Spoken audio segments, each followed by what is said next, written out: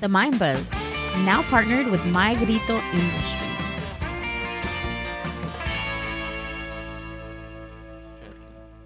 The Mind Buzz Podcast.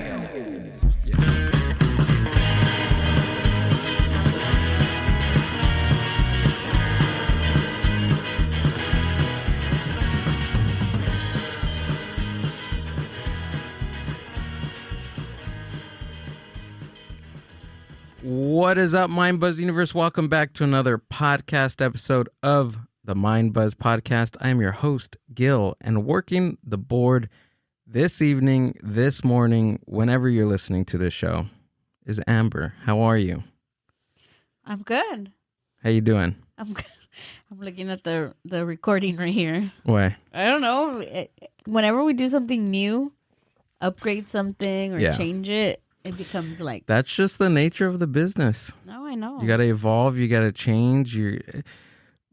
Look, we're going in the right direction. That's all that matters. No, I agree. Right? I feel like we've gone backwards like 5 years, but it's fine. It's all good. I don't think so. No, I'm saying, yeah, you're right. If I would have like listened to certain people, like at the beginning, oh, you should do it this way. I was like, Yeah, but you had to, one, figure it out for yourself, right. And two, you learned other things by using whatever you were doing. I learned along the way, right? Yeah. I learned along the way, and then plus the way that we were doing the show before, we were able to pump out like 3 episodes in a week. On top of that, we had clips. It was a wild time. So it was fun, but yeah. I'm coming to appreciate our podcast days other than like just pumping them out and getting it done. Having to get here and doing the show and then it's fun now. Podcast days, little nap, little dinner. Yeah. It's a podcast day. You were pretty excited today too. Yeah, where in the past I'd be like, oh. Yeah. No, literally, you're like, it's a podcast day. Yeah. So it's just sometimes you gotta look forward to things, you know? Yeah. A little too much of something is not always good. That's true. So speaking of which, since we're only doing 1 episode a week now, it gives me a lot more time to cut up clips and post clips. And Johnny, he was like, dude, you guys are like flooding my feed. He's like, that's all I see now. And I was like, well, you're I like, don't know. that's the objective. That's the name of the game, right? Yeah. So, what do we got? Anything? Nothing. No? Let's get into today's guest. Yes. Cool. Today's guest is a stand-up comic. He's also a booker in Southeast Los Angeles. Please give it up for Ernesto Ledezma. Woo! Thank you for having me. Thank you for having gentlemen. me. Glad to be here at the Mind Buzz Podcast. Mind Buzz Studio? Mind Buzz Studios. Yep. Yeah, man. This place is nice. Thank you for having me. Thanks, Stoked to be here. How you doing, man? I'm doing pretty good, man. Came on here, talked to some of you guys as listeners, get to know each other, just to confess stuff, I guess. So now that we're at it, in 1987, I hit a guy with my car and I never reported it. Oh my God. Is this true? Nah, Oh, I was born in 92. I was going to say, I'm like, how old are you? Wait, I want to know one thing. Did he say your last name correctly? Ledezma? Ledezma? Yeah, that's how you say it. All right. Just checking. People see a Z and they get like confused. They think it's like a trick question. So it's with the Z, right? Yeah. My government name is with an S. Oh, And okay. there's a funny story about that. Like my girlfriend likes to make fun of me, like for it, because I shared this with her. But you know, growing up, I was a pretty dumb kid, and like in elementary school, I legit thought my last name was with a Z. So I wrote it with a Z on everything, right? So then now, by the time I realized that, I'm like, oh, it's with an S. By the time, you know, your Mexican parents don't give you your birth certificate. Right? So by the time I looked at it, I was like, oh, I'm dumb. It's with an S. And it was, yeah, I was in too deep. So I just ran with it, you know? And when I started stand-up, I didn't know that you could just have a stage name. I just Right. hit him with my regular old name. You know what I mean? You know, we were testing the mics and stuff before we started the show, before you got here, and I was like, I wonder what name I'm gonna go by today, because I'm having like a weird like identity crisis right now. Story of my life. Because I go like I've been doing stand up for about 3 years, and I usually just go by GILL. And people ask me, they're like, well, do you have a last name? Do you want me to just put GILL on the flyer? Like, what do you want me to do? Yeah. I was like, yeah, GILL's fine. And then I like recently this year I met a booker, and he was like, dude, you got to get a last name, bro. Why? He thought that why do you have to? I don't know. Do you think that you have to? At the beginning, I was like, oh, it's cool. But then I was like, oh, maybe it would be a difference to have a last name. I don't know. Honestly, I've been doing stand-up 8 years. I still don't know what the fuck I'm talking about. So I can't even sit here and be like, that's the thing. Because do you think that would have changed you, or you think you'd be in a different position? No. I follow so many forums online, like from Reddit to Facebook groups and just, Instagram, Instagram group chats with other comics, and everybody's worried about like the what do I do with my stage name? What do I wear? Right. And it's just like, I never hear anybody asking like, how many jokes should I write? How funny should I be? Exactly. No, that's one thing that I always go back to is like, you know what? I don't need to worry about this. I just need to worry about like my set.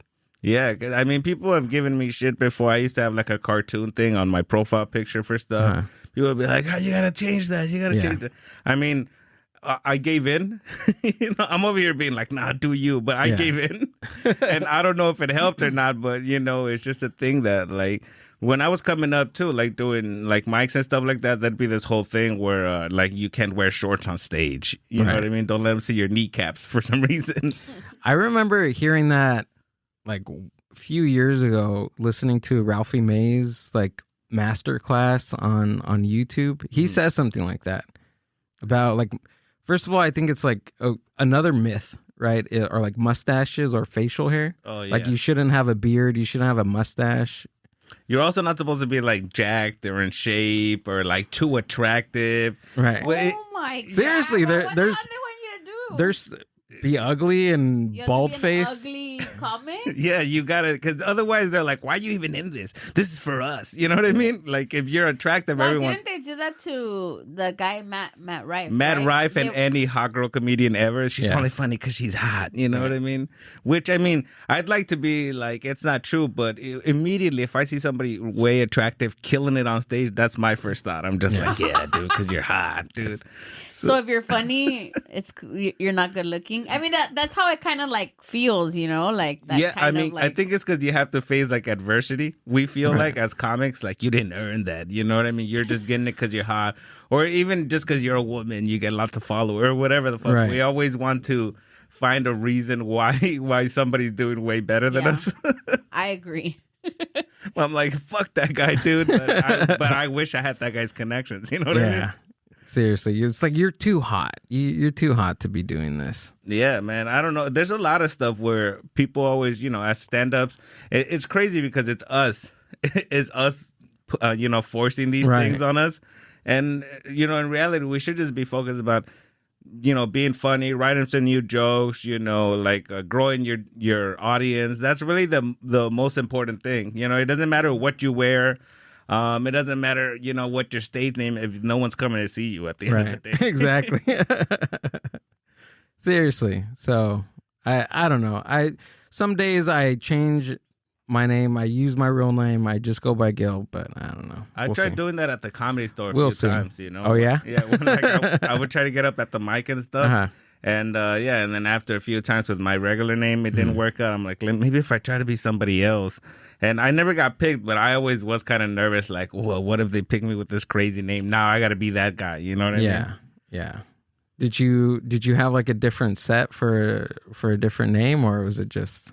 No, but I do have, I think, different sets for different like crowds. Oh yeah, of course. And I think that's just like part of it, because you could try to be like, nah, I don't change my set for anybody. I'm an artist, and whatever the Sure. fuck, and I've tried that. I tried that recently, and I got, Oh, really? Oh, dude, like you're going into the set being like, nah, man, this is my art.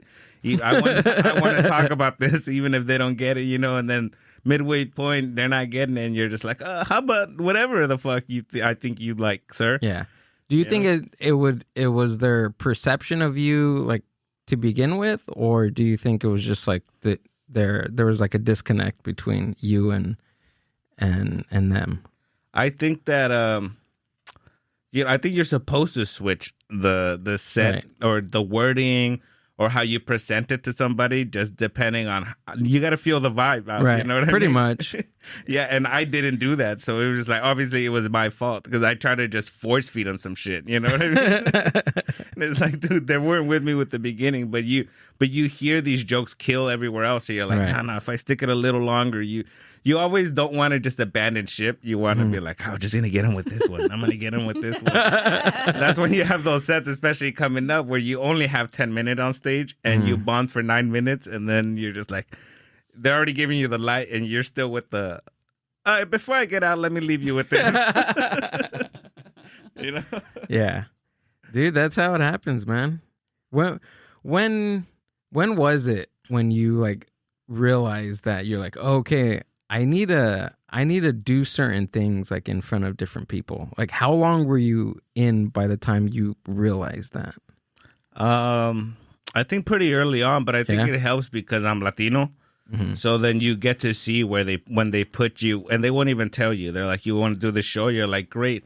An opportunity to do this venue that I really, admire or really wanted to do. And then you show up and it's like a fucking Latino show. Right. You know what I mean? And then you're just like fucking, you're watching them, and then you see some comic up there just trying to be a comic, and he has to like bean it up a bit. You know what I mean? That's what you got to do. That's true sometimes. Yeah, so I mean, I learned to, like, you get up there, you give them like 3-4 minutes of here's the fucking chucking and jiving shit, and then I'm gonna just move on with who I am as a person.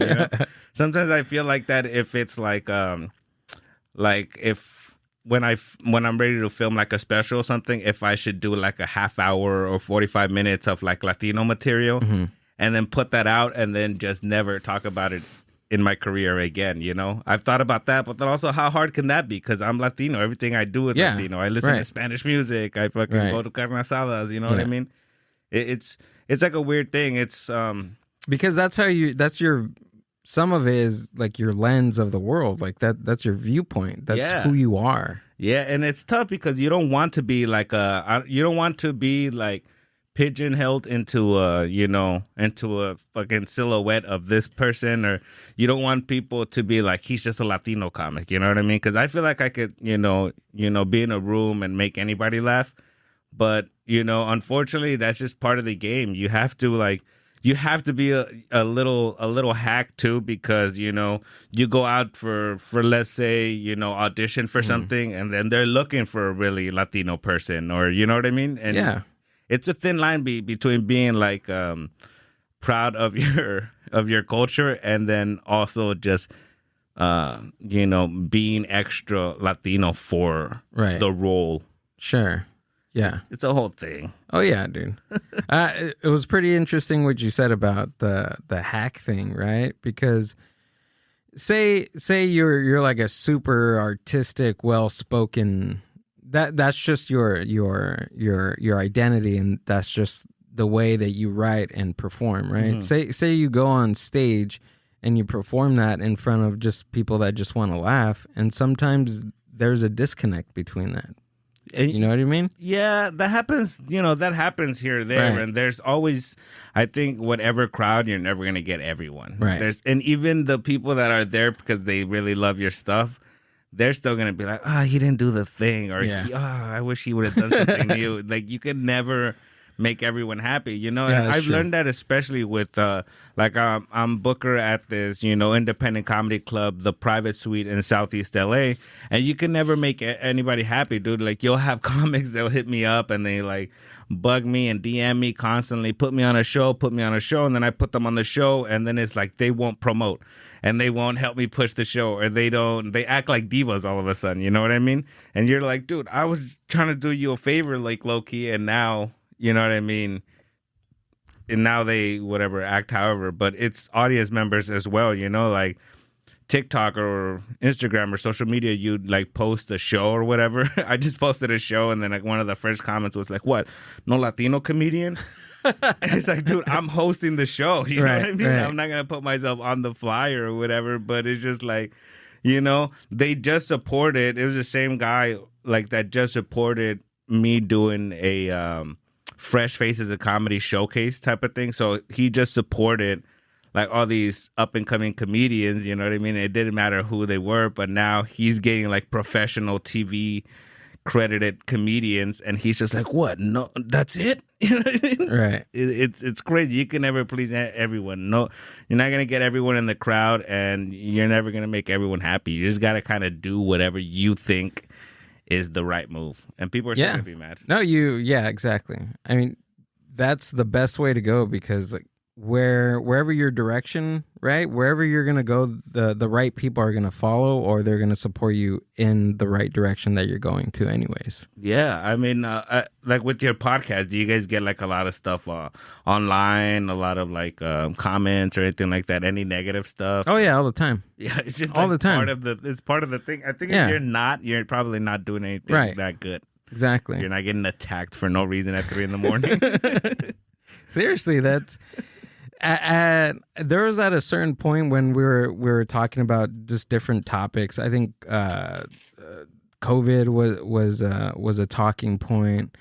Like when the raids were happening a couple weeks ago, that was a talking point. Oh, that whole thing is like it's terrifying. The whole thing with like, cause it's just racial profiling, dude. You know what I mean? They're not really going after any Canadians, any other people other than like Latinos, Right. And I think that they're like, cause you know, everything's a conspiracy until it's proven right. And my whole conspiracy right now is like, oh, they're cleaning it up for the Olympics, buddy. They're trying to clean it up.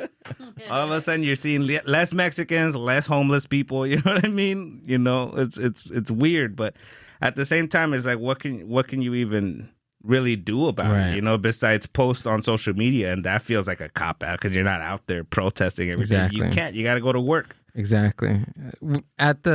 So right here in Paramount, I don't know if this is pretty much like kind of where it started, because Really? right here in the city of Paramount, I want to say like a mile, like you take like Alondra all the way down. That's where DHS had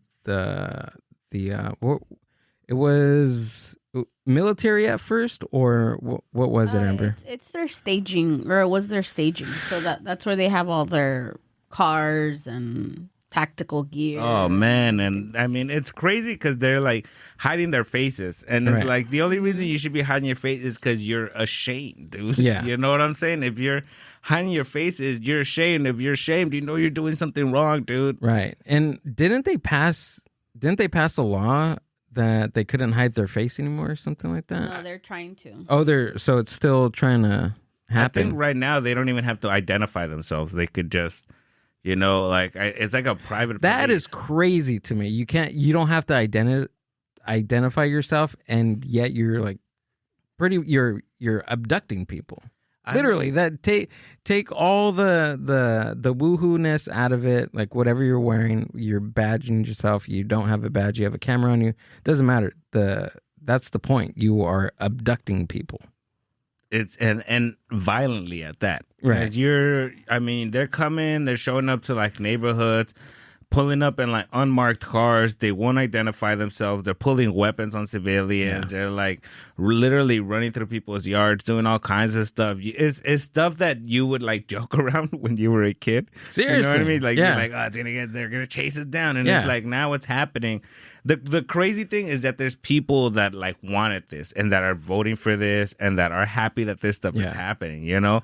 That's the crazy thing, which is like, I get it, you know, like they're here illegally and there's a right way to do things, but just the same way they want us to do it the right way, they should also be going at it the right way. Like you don't just, you know, exactly. rip families apart and not even give them a chance to, you know, because you don't know where these people like end up half the time, you know.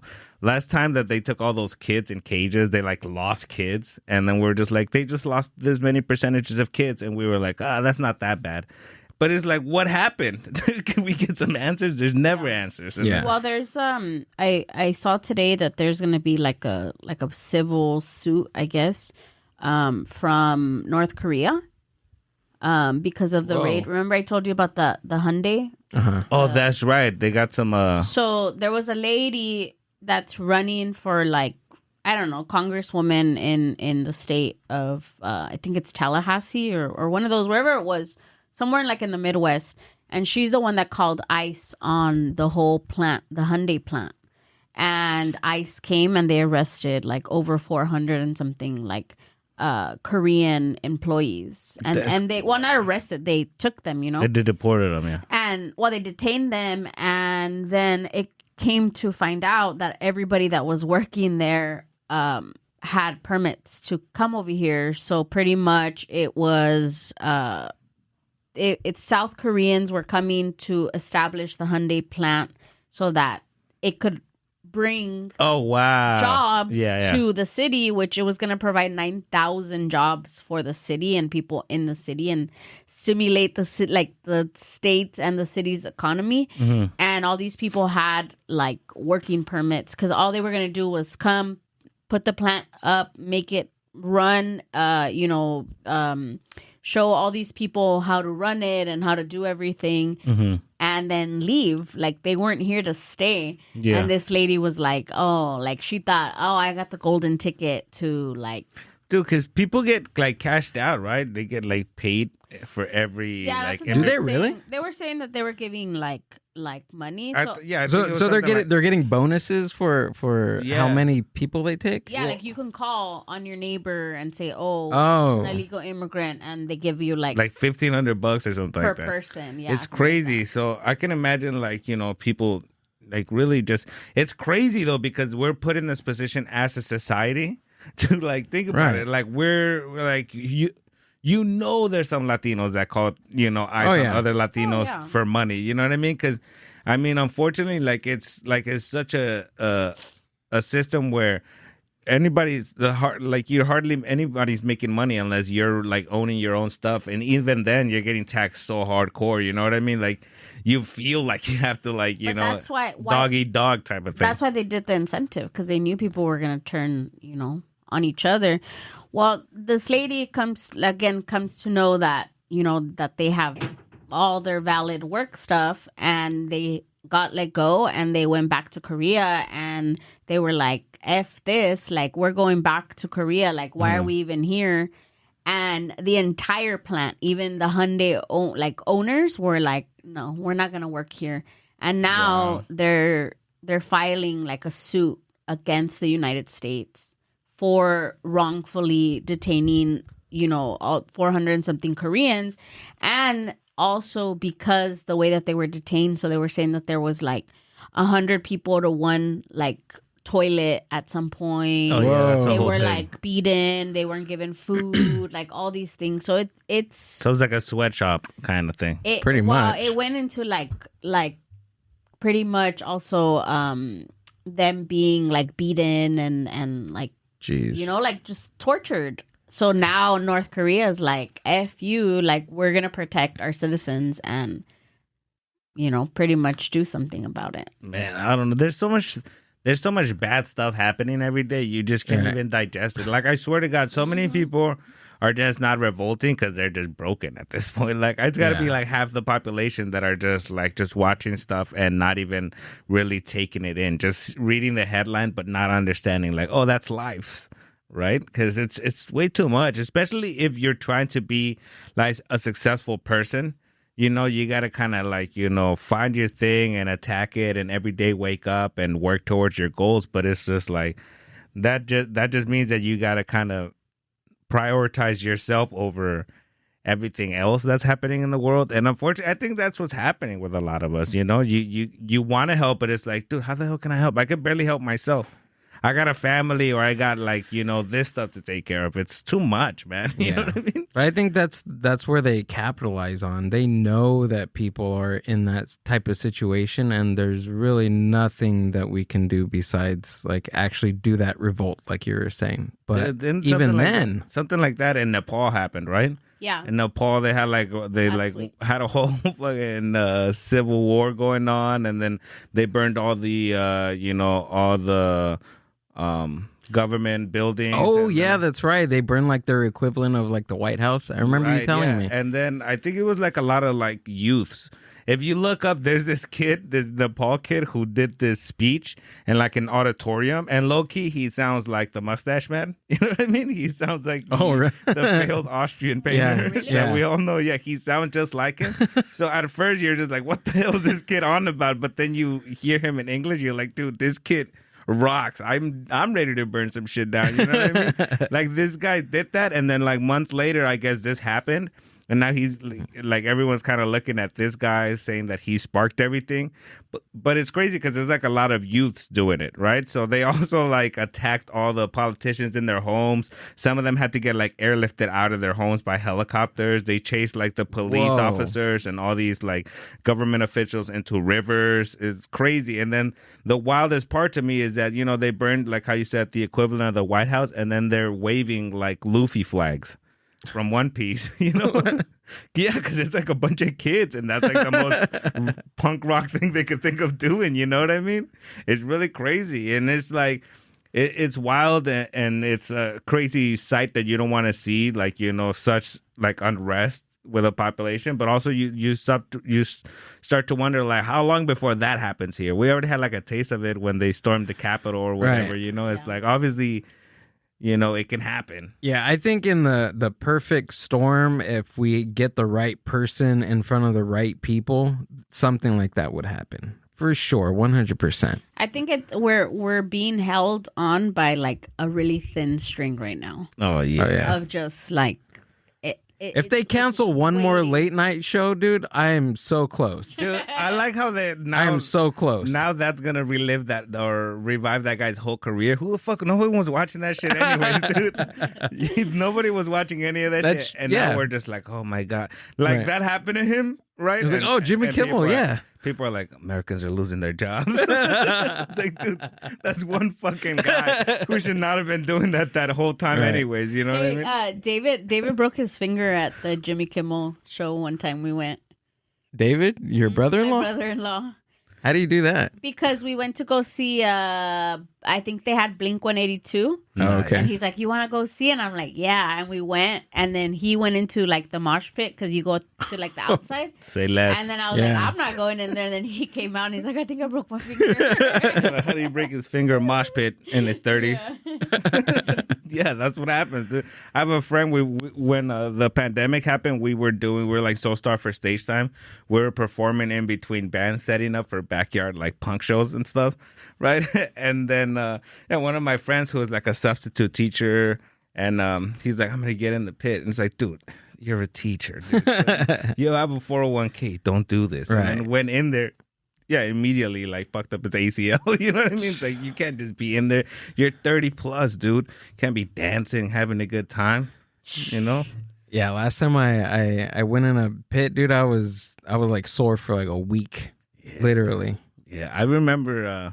And I remember going to like punk shows and all that stuff, and just like the nights. Where Where did you grow up? I grew up here, like in South Central. Oh, dude, that's where all the punk shows were happening, Yeah, man. dude. Yeah, it's crazy to trip out. I actually used to, that band La Resistencia. Yeah. Like a ska band, right? So I used to go to like all kinds of shows for them when I was like a teenager, and like they were like my favorite band. The drummer, I was always like sick, some of the sickest drumming I've ever heard, And then just whatever, I grew up and started going to shows and doing stand up, and this just happened like 2 years ago, maybe a year and a half.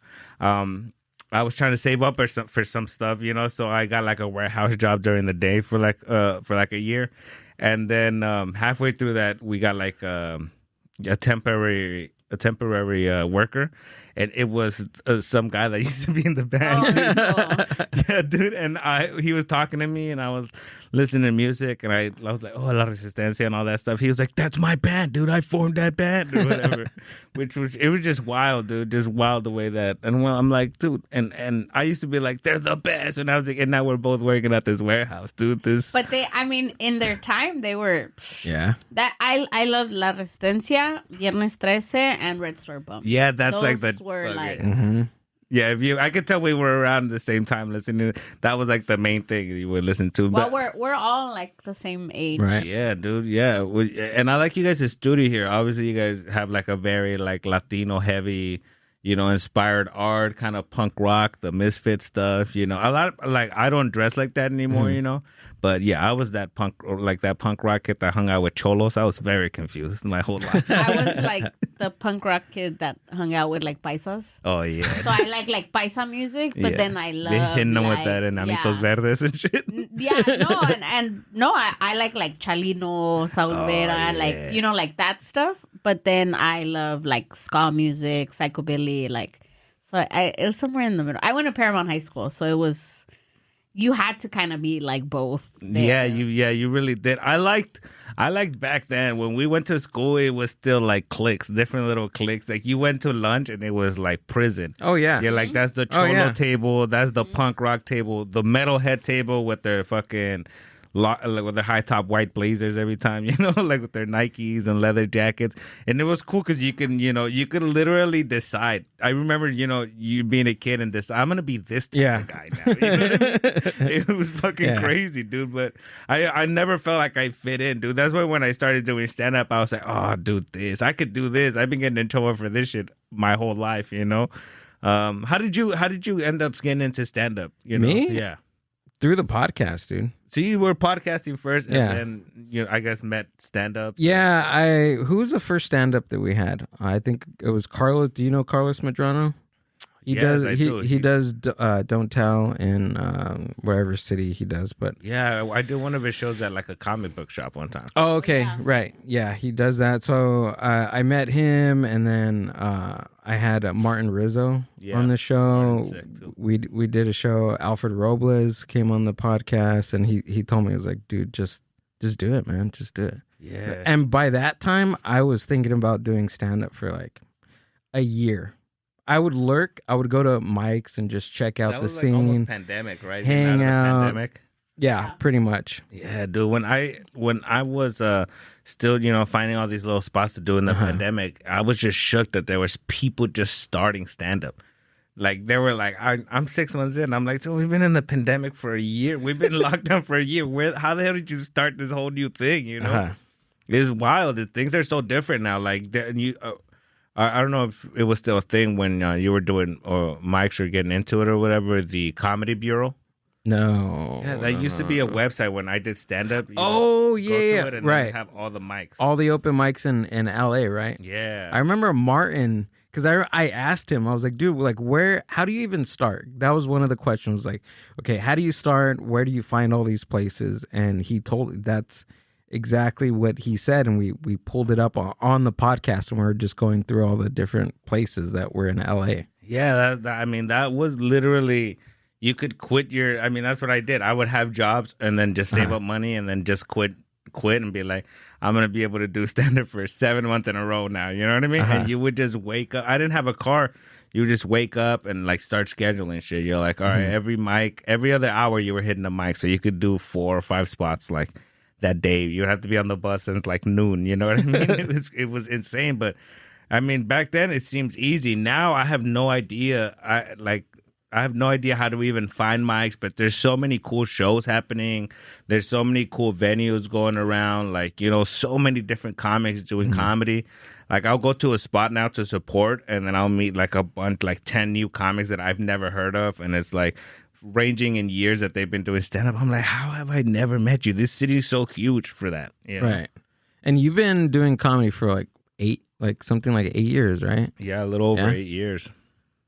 Have you seen obviously you did it before the pandemic. Did you notice a change like after the pandemic?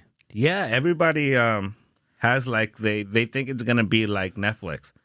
You know what I mean? Oh yeah. Everybody, I guess, was either stuck at home or like thinking about doing stand-up when they got stuck at home, because as soon as they were able to and as soon as spots started opening back up, all of a sudden everyone's a comic. Oh, really? And everybody wants to do it. So it's like that New Year's resolution type of thing, like at the gym, right? You at January, there's like it's packed and then it starts to dip. Yeah, I mean, I seen it. I think I was one of the first wave of people that were like, oh, I want to be a stand-up, because we all we started listening to podcasts when podcasts started getting huge, and now you're able to listen to these stand-ups that you before can only get to know them through a half hour or an hour special, and then wait a year or two to learn a little bit more about them. And maybe a radio spot here and there before they do a club in your city. Right. And even if they did that. Yeah, all that Opie and Anthony stuff, that was awesome stuff. Yeah, that's how you would know comics. But then you started like knowing them intimately, and you felt especially if you didn't have tons of friends or a big social life. Now this was your social life, right? Now they're telling stories about motherfuckers you've never heard of, and you're like, I love it when he does that. Right? You feel like you know them and shit. And then eventually they always get into the story of how they started stand up, or they start talking about those open mic nights and how much fun they had when they were just being artsy and not worried about the business side. And you just get so caught up in it. You're like, man, I'm gonna do this, you know what I mean? And I think that's what happened to so many of us. We just felt like it was, you asked Rizzo, how do you even start? That's how you watch people on TV, and you're just famous, and that's how you get on TV. You don't fucking stop to think that's probably what made them famous, is getting on that TV spot. You know what I'm saying? But you didn't know how to start, and when somebody tells you there's open mics or there's a website and you just get to show up and stuff like that, that made things so much easier, man. Yeah. I wish I could go back to when I first did stand up, because I made so many mistakes. I fell into every fucking mistake. You know what I mean? I'm dating a comic now, but she doesn't do stand up at the same level, so I don't feel competitive at all. But yeah, I did that thing. I dated stand-ups. That was, an awful move. I fucking got addicted to drugs when I started making money off stand-up. You know what I mean? Yeah, dude. Fucking went on the road. I was doing shows, and then just heavily addicted to cocaine. So that whole time when I should have been making connections, and I'm doing these clubs every night, different clubs all the time. And instead of getting to know and making connection with the people from the club, I'm just spending half of my time in the bathroom. You know what I mean? Or spending half of my time outside, because I'm either doing cocaine or smoking weed or something. And now I've been sober for 2 years, dude. Since that's good. Yeah, dude. And heck yeah. It's been going crazy, dude. Literally nonstop every single day, doing a whole bunch of stuff. And it's just that thing, dude, when before I used to feel oh man, I got too much stuff going on. And I just made that my I just, idle at that. I have too many things on the fire right now. So now it just feels normal.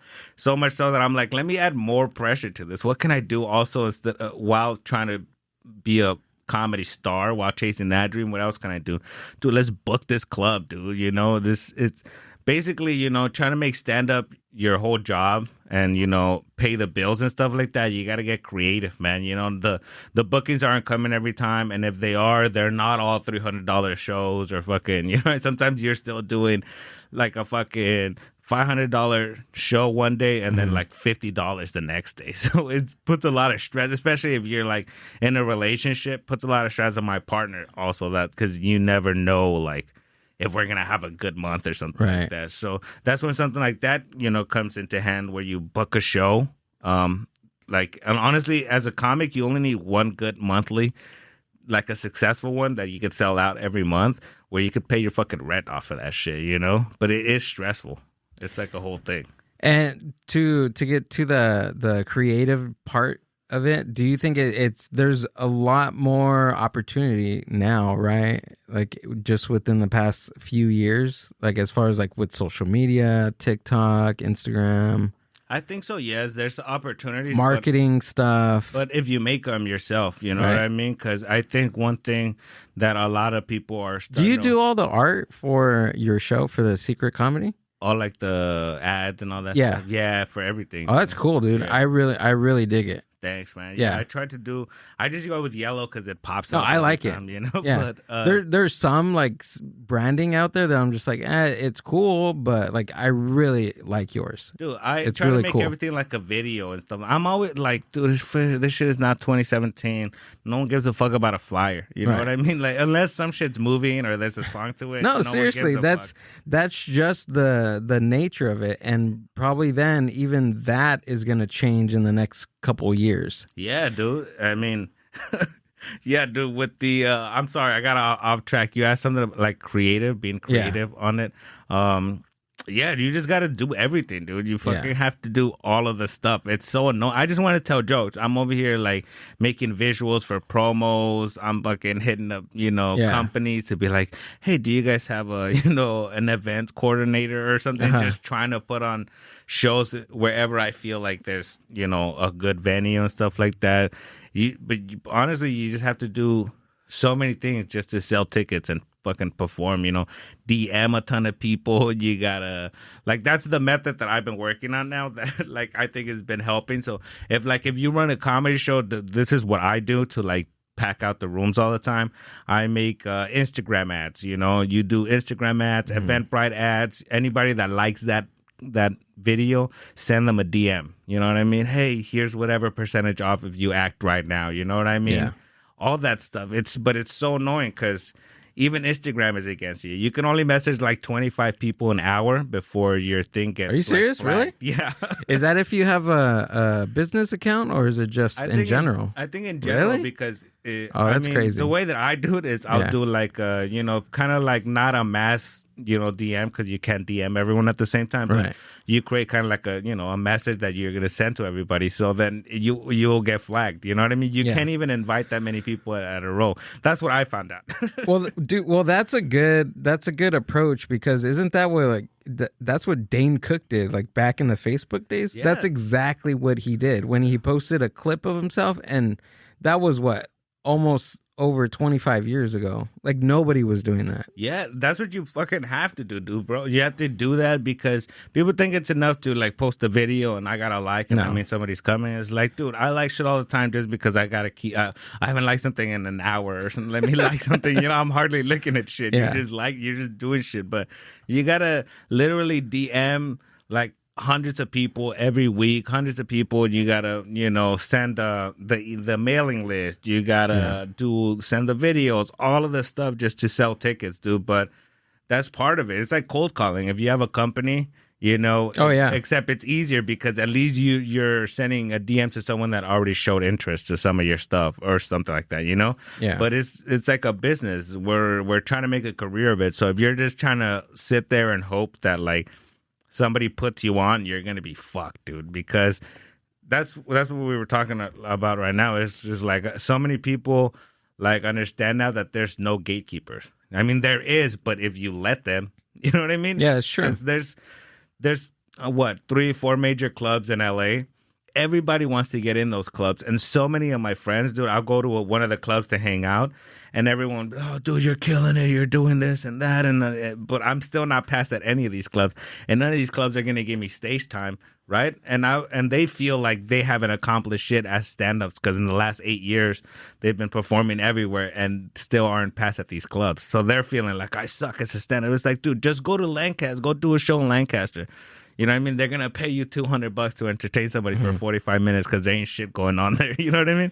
Go to fucking Pontrance, go whatever. But it's like we were saying, you're never going to please everyone, Right. Like these people, even if you did offer them that show, they don't want to drive. Everybody wants these clubs. You know what I'm saying? So, What do you think it is? You think it's just the magic that we've thought about all these different clubs, that it's just the prestige that we created with it, or is it? I think it's is comics it not something like real? I think it's comics not being real with themselves, not being honest. It's like if your real dream is to do stand up and your real dream is to tell jokes and make people laugh, then go tell jokes and make people laugh where people are gonna pay you for your time, or go go tell jokes, or people want to hear you tell jokes. Like, you just want to be in those clubs because, let's be real, it's not about doing comedy and being the best comic. It's about being famous to you. It's about, I want these people to watch me at these clubs because that's where, TV execs hang out, or, or that's where I'm going to get my TV show or put on a movie. That's the reality of things, you know what I mean? And so many comics like go bitter, or like, or they feel like they haven't made it because 4 people haven't said yes to them. And it's just like, well, stop fucking waiting for, somebody to let you be successful, dude. Right. Just go and be successful. No one's stopping you. Yeah, I think it starts with why, right? Like, why did you start doing this? Did you start doing it to be famous? Then yeah, that's the trajectory that you're going to go. Don't blame anybody. Like, that's the way you want to go. This is how long it's going to take, right? And just be honest, though. You know what I mean? Because so many people, they're just not honest with themselves, Like, I used to always be like, when I started stand-up, like, it comes from being that punk rock kid. Like, when I turned 18 and stuff, I was like, forever, I'm not getting a credit card. I'm not going to be part of the system. You know what I mean? Look at me now. You know what I mean? 2 credit cards and shit. You know what I mean? But that's how it starts, right? Like, you're doing stand-up and you kind of want to be fucking punk rock about it, but there's some things you got to give into, and there's some stuff it's just true. Like that you just got to stand on your own too about it, and no one's going to come and save you. You know what I mean? It just depends on really what you want and how honest you could be with yourself. At first, I was always like, I just want to do stand-up. If I could make minimum wage doing stand-up, then I've made it, because at least I don't have to work at a warehouse. But now, I'll fucking get shows, and I'm like, what the fuck, dude? That's not enough. You know what I mean? And this is my dream. I would, I would do this shit for free. But I still feel like that's not enough for it, or whatever the fuck, And it's weird because it doesn't go away, because it's obviously still your dream, and sometimes you're still like just stoked to be places, you know what I mean? Like, I'll do a fucking club and get like a fucking check from the club where, like, it's taxed and everything. And I'm just like, oh shit, I'm a real comic. Let's leave before they found out they paid me, you know what I mean? And they try to bounce this check or something. Right. And something, like I said, sometimes it's just like, man, this shit is not enough. But it's weird how it turns into, like, into a job, you know what I mean? Like, now I want nice shit, but it just comes with growing up, you know what I mean? Yeah, that's true. It comes with growing up. Like, before I was single, I could give a fuck. I'm single, no kids. I would just go do stand-up. If I went on the red and I didn't eat that day, I just didn't eat, and I would just be hungry. But now it's just like, if I go out, dude, to do a spot, now you're asking me, I got to leave my girlfriend at the house. I got to leave my awesome dog and my cat, you know what I mean, to go drive an hour to go do a thing. And it's just like, just to like feel like I kind of got them, you know what I mean? I kind of got them going. It's just like, fuck, dude. Like, this shit is... And I'm like, it's funny. I've been complaining about that all podcast. Like, it's like, you can never make everybody happy. You give them what they want, and then they're just like, that's it. and there's like, that happened to me. You know what I mean? With stand up, I'm like, oh, please just let me on this show. And then I'm on that show, and I'm like, they don't even pay that good. But I also think that with maturing and getting older, your priorities are different. Yeah, your priorities are different, and your time is a lot more valuable now. I'm like more conservative now too. It's crazy, dude. Really? I swear to God, dude. Like, I used to be out at night, like doing drugs and just like not going home, and now I'll see like some tweaker by my neighborhood, and I'm just like, oh, it's like piece of shit, dude. Get your life together. I've confronted homeless people now. Oh, really? Yeah, dude? Because they just set up like, before I used to be like, dude, that sucks. You're just find anywhere. No, dude. I agree with you. But now I'm like, get off the fucking sidewalk, dude. You're making you guys are taking a parking space, shit like that. You know what I mean? Seriously, I get that. I complain about like cars, like loud cars, like when they're like. I don't even have kids. I'm like, there's children in this neighborhood, dude. That could be my kid. I literally think that I don't even have a kid, and I could be like, my kid could be walking down the street, you piece of shit. But it's true, and I don't know when like the switch got turned on. Like, I want to say that once you turn like 30, it's like you're like full blown like crazy. Senor mode. Dude, my girlfriend's talking about, and this is my girlfriend. She's half German, half Ecuadorian, but she has a Mexican boyfriend, so she slowly turned into a fucking senora. The other day, she was like, I want one of those like little carritos to take to the store. You know what I'm talking about? Said the other day, those black like they're like wire, and they have like 4 little wheels. I was like, where can we get one of these? Yeah. We were going to a swap meet. Yeah, dude. And I was like, I feel like I need one of these carts. Like, where do I find them? No, I'm like putting on a Walmart running shoe. I'm like, they're comfortable, dude. Yeah. Like it's weird. It's weird how it so happens, weird. man. And I'm like, that's what like I was talking about earlier about like being like super Mexican and stuff like that. Like I never considered myself like super Mexican and stuff like that. But it's funny because the more you're in the industry, the more they don't let you forget that you're Mexican. So also like the more it's in my mind, and I just try to be like, you know, more in touch with my roots. So like now I'm like fucking more señor about shit. You know what I mean? Like Sunday comes around, I'm like, una carnita asada sounds good. You know what I mean? I'm like fucking doing all that shit. It's just ridiculous, bro. I'm getting old as hell, you know? I didn't realize how like Mexican I was until we started dating, because he's Mexican, but he's a few generations back, and he would I'm be like like four generations. yeah, and then he would be nice. like, oh, I like how you say that word, and I'm like, what do you mean? And he's like, your accent, like you, and I'm like, I don't have an accent. What are you talking about? And he's like, yeah, you do. And I was like, no, I don't. I don't sound like the ladies on like the fucking radio, like, hey, what's up? Yeah. Like, I was like, I don't sound like that. And he's like, yeah, you do. It's crazy. And I was like, oh my God. I wanted to cry. That's Like, what I mean. Like, they don't let you forget, dude. I'm fucking... Sometimes I'm just speaking like this, how I'm speaking right now. I don't think it's anything crazy, but you'll post a video on social media and someone's like, is he yelling in Mexican? What is it? Like, dude, the hell is this, dude? You know what I mean? It's just like, if you just have that faith, no matter what you say, it sounds like some chichimeca shit. You know what I mean? Yeah. Sounds like you're fucking from the F somehow. Sometimes my brain like cannot compute the word in English. In English, yep. And I have to be like, Dude, the worst is when she's giving me directions yeah.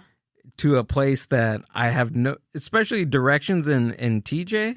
Like my first time driving in TJ, it was a mess. It was crazy. And I'm over here trying to lead him, and then I She's- can't remember how to say make a left in English, and I was like izquierda, and I was like this hand right here, and he's like the left. I'm like And she's reading the signs are all in Spanish, and she's reading the signs to me. I'm just like, oh my God, let's get here. I want to live. And I'm not like a ESL kid or anything. I but know, it's she's just not. like- No, I feel you. My girlfriend's white, and it's just like anything I say sounds like I'm, like, you know what I mean? I'll literally, earlier, I caught myself being like, back when I was a kid in Mexico, and I was like, I wasn't. You know, I was, and I never was, you know what I mean?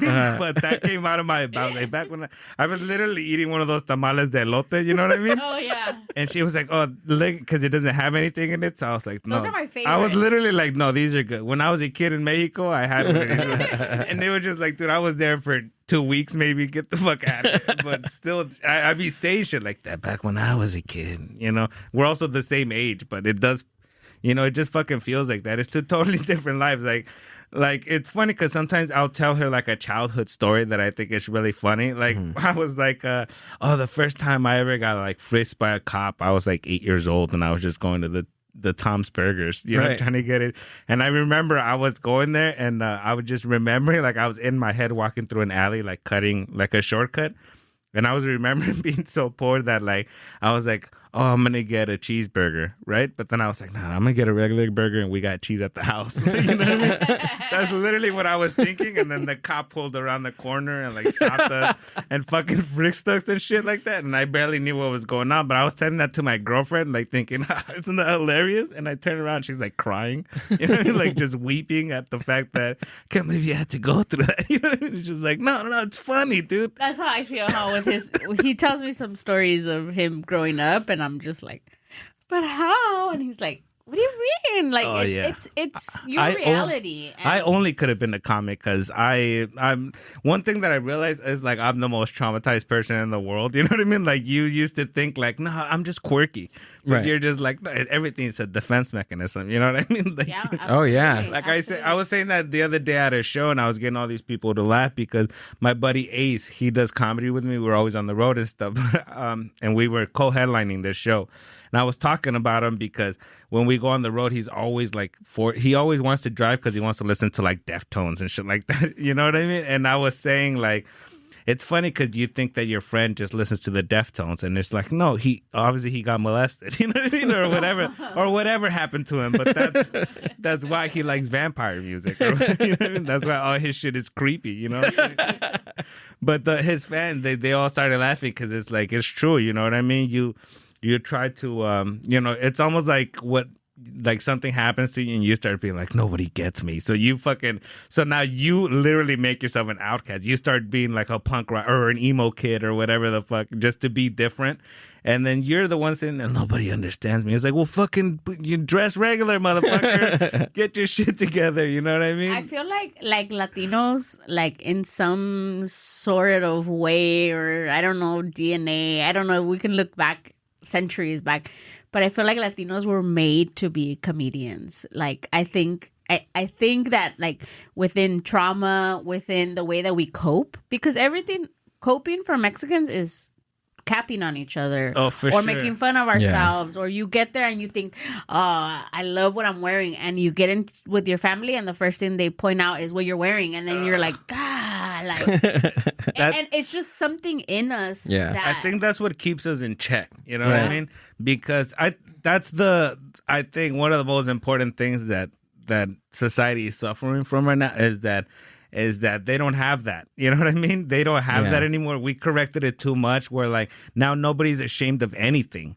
Because you used to want to be like you try to be a new person and leave the house and this motherfucker thinks he's whatever. You know what I mean? And now you're just hearing that in your tío's head and you're like, he's right. I'm not this guy. You know what I mean? And you just go back to the regular, genuine you.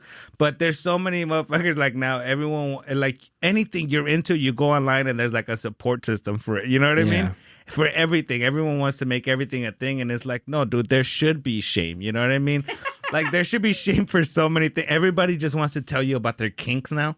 Get the fuck out of here, dude. I remember, like, we didn't even talk you didn't talk politics, religion, sex. Now you go on a first date and everyone's like, so what do you think about fucking politics, religion, and sex? We were just having this conversation today because yesterday, my godmother, my mom's sister, she's, she married, she's an interracial relationship, right? Like years ago, like 30 years ago. And I guess yesterday she went and she was getting her hair done. And the lady, she's like an older lady. She was like, the world's going crazy and la, la, la. You know, that plática that everybody has right now, right? Oh, everything's so crazy. And then she said, I never thought that in my lifetime I would come to see so many interracial couples. Mm-hmm. She's like, all the races are mixing now, like white people with black people and Mexicans with and my aunt was like, the lady doesn't know her on that level. Yeah.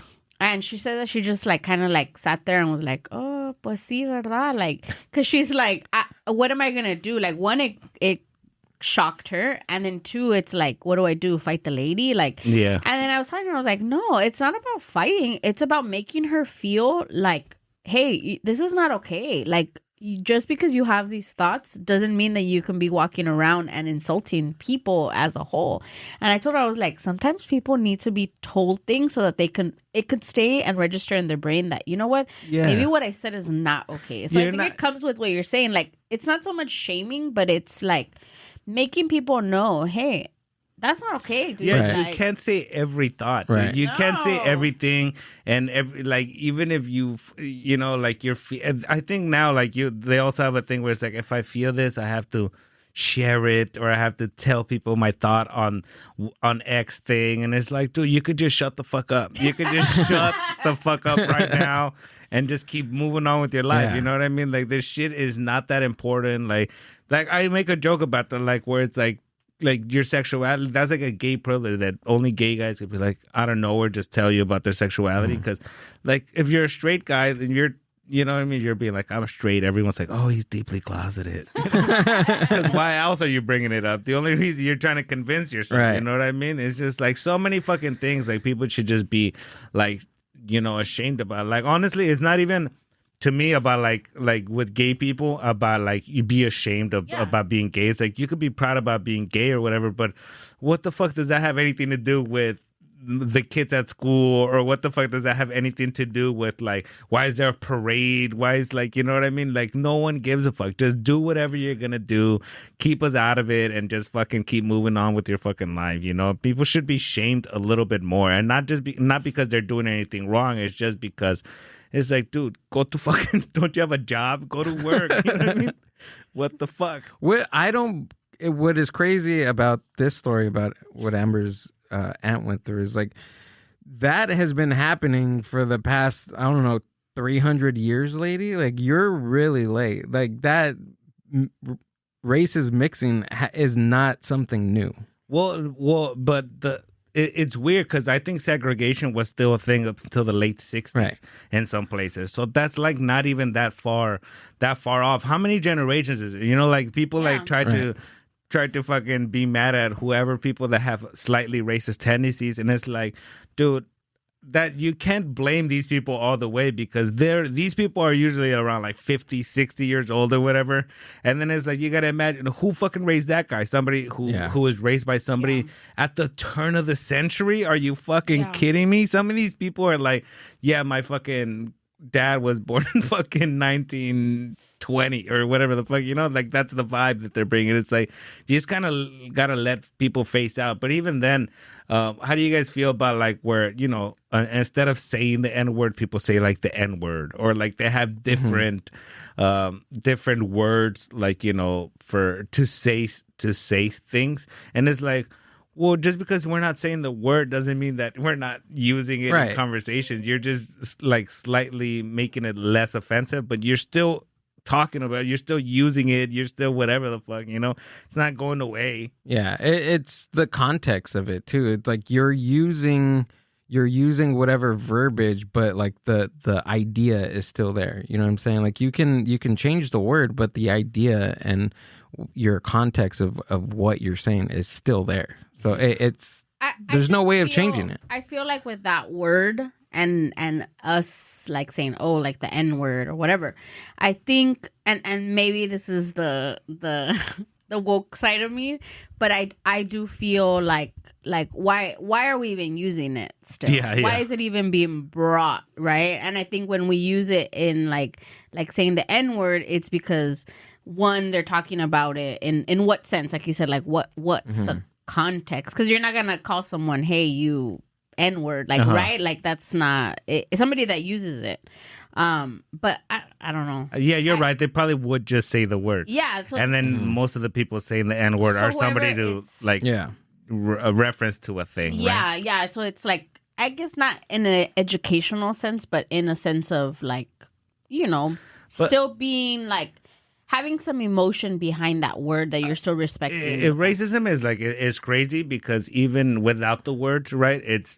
like, how do you manage people's like feelings? Or because some people like are just racist, like they feel like they racism, you know, because we'll know people that aren't even being racist, or like they'll say the proper stuff, but it's like, just the way that you're saying it, I can feel. But it's also like never, because sometimes, you know, like right now we would be talking about like racist, and then somebody in their mind will have like a picture of a white guy or whatever for whatever reason. But it's so human to be racist, because like Latinos are some of the most racist people, dude. Like, you know, you have a fucking, and it's not even just like race, it's like colorism. Yeah, that's right. That's what I was gonna say. Like that you have a white kid, it's like, que bonito, mira también, bien güerito, and then the black kid, it's like they'll literally be like el negro or whatever the fuck, you know what I mean? Shit like that. It's like it's hard because everybody does it. It's literally part of it. When you're like, they've done studies, right, with like kids where like they fucking always pick whoever the fucking, like whatever toy looks like them. It's just like something in you that's just like racist, right? And every person. So I think to try to be like, I'm not racist or whatever the fuck, or I don't see differences in color, or just, you know, try to steer away from it, I think that's also like wrong. It is, know? Because it's like color blindness. Like you have to see color to be able to understand different people, Right. Like You have to. like making fun of other races. Like people love that shit. Even especially the race that you're making fun of at the time, they love that shit on stage, right?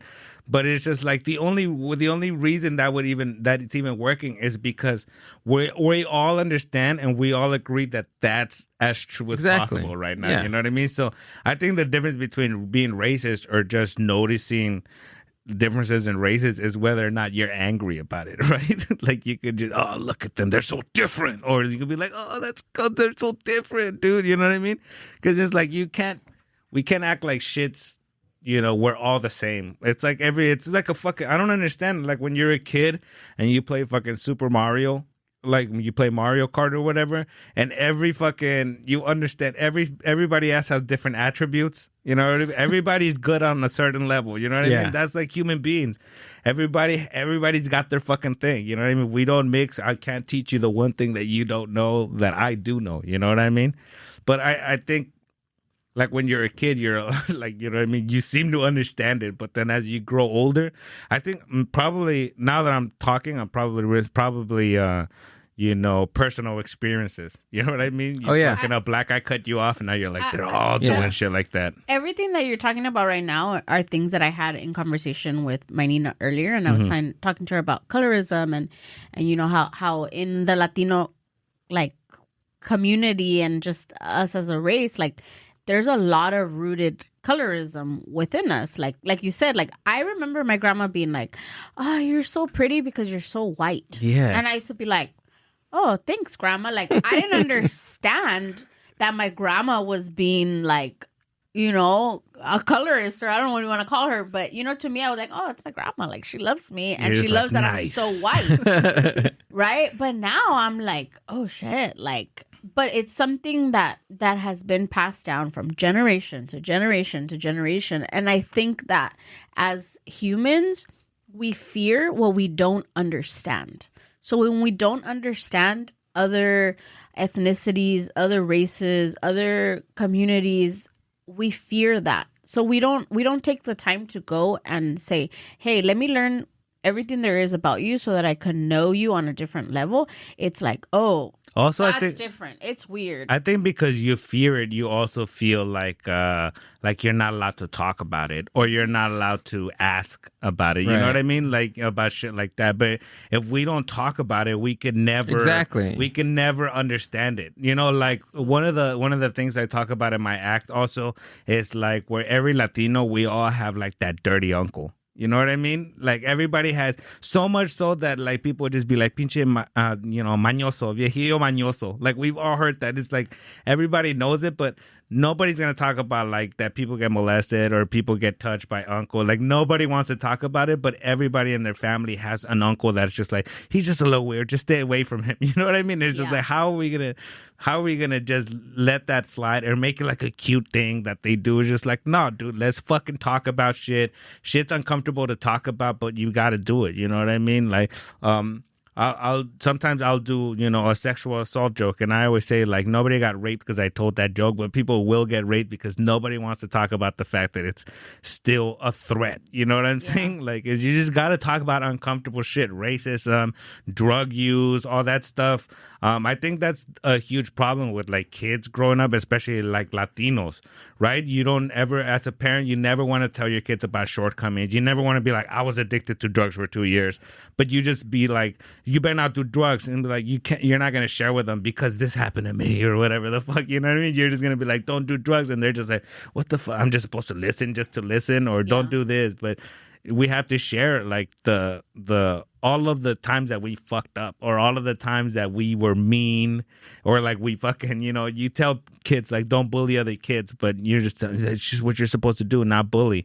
But it's like you just learned that from when you did it when you were a kid, because none of us are perfect. We all were a fucking asshole to a kid, you know what I mean?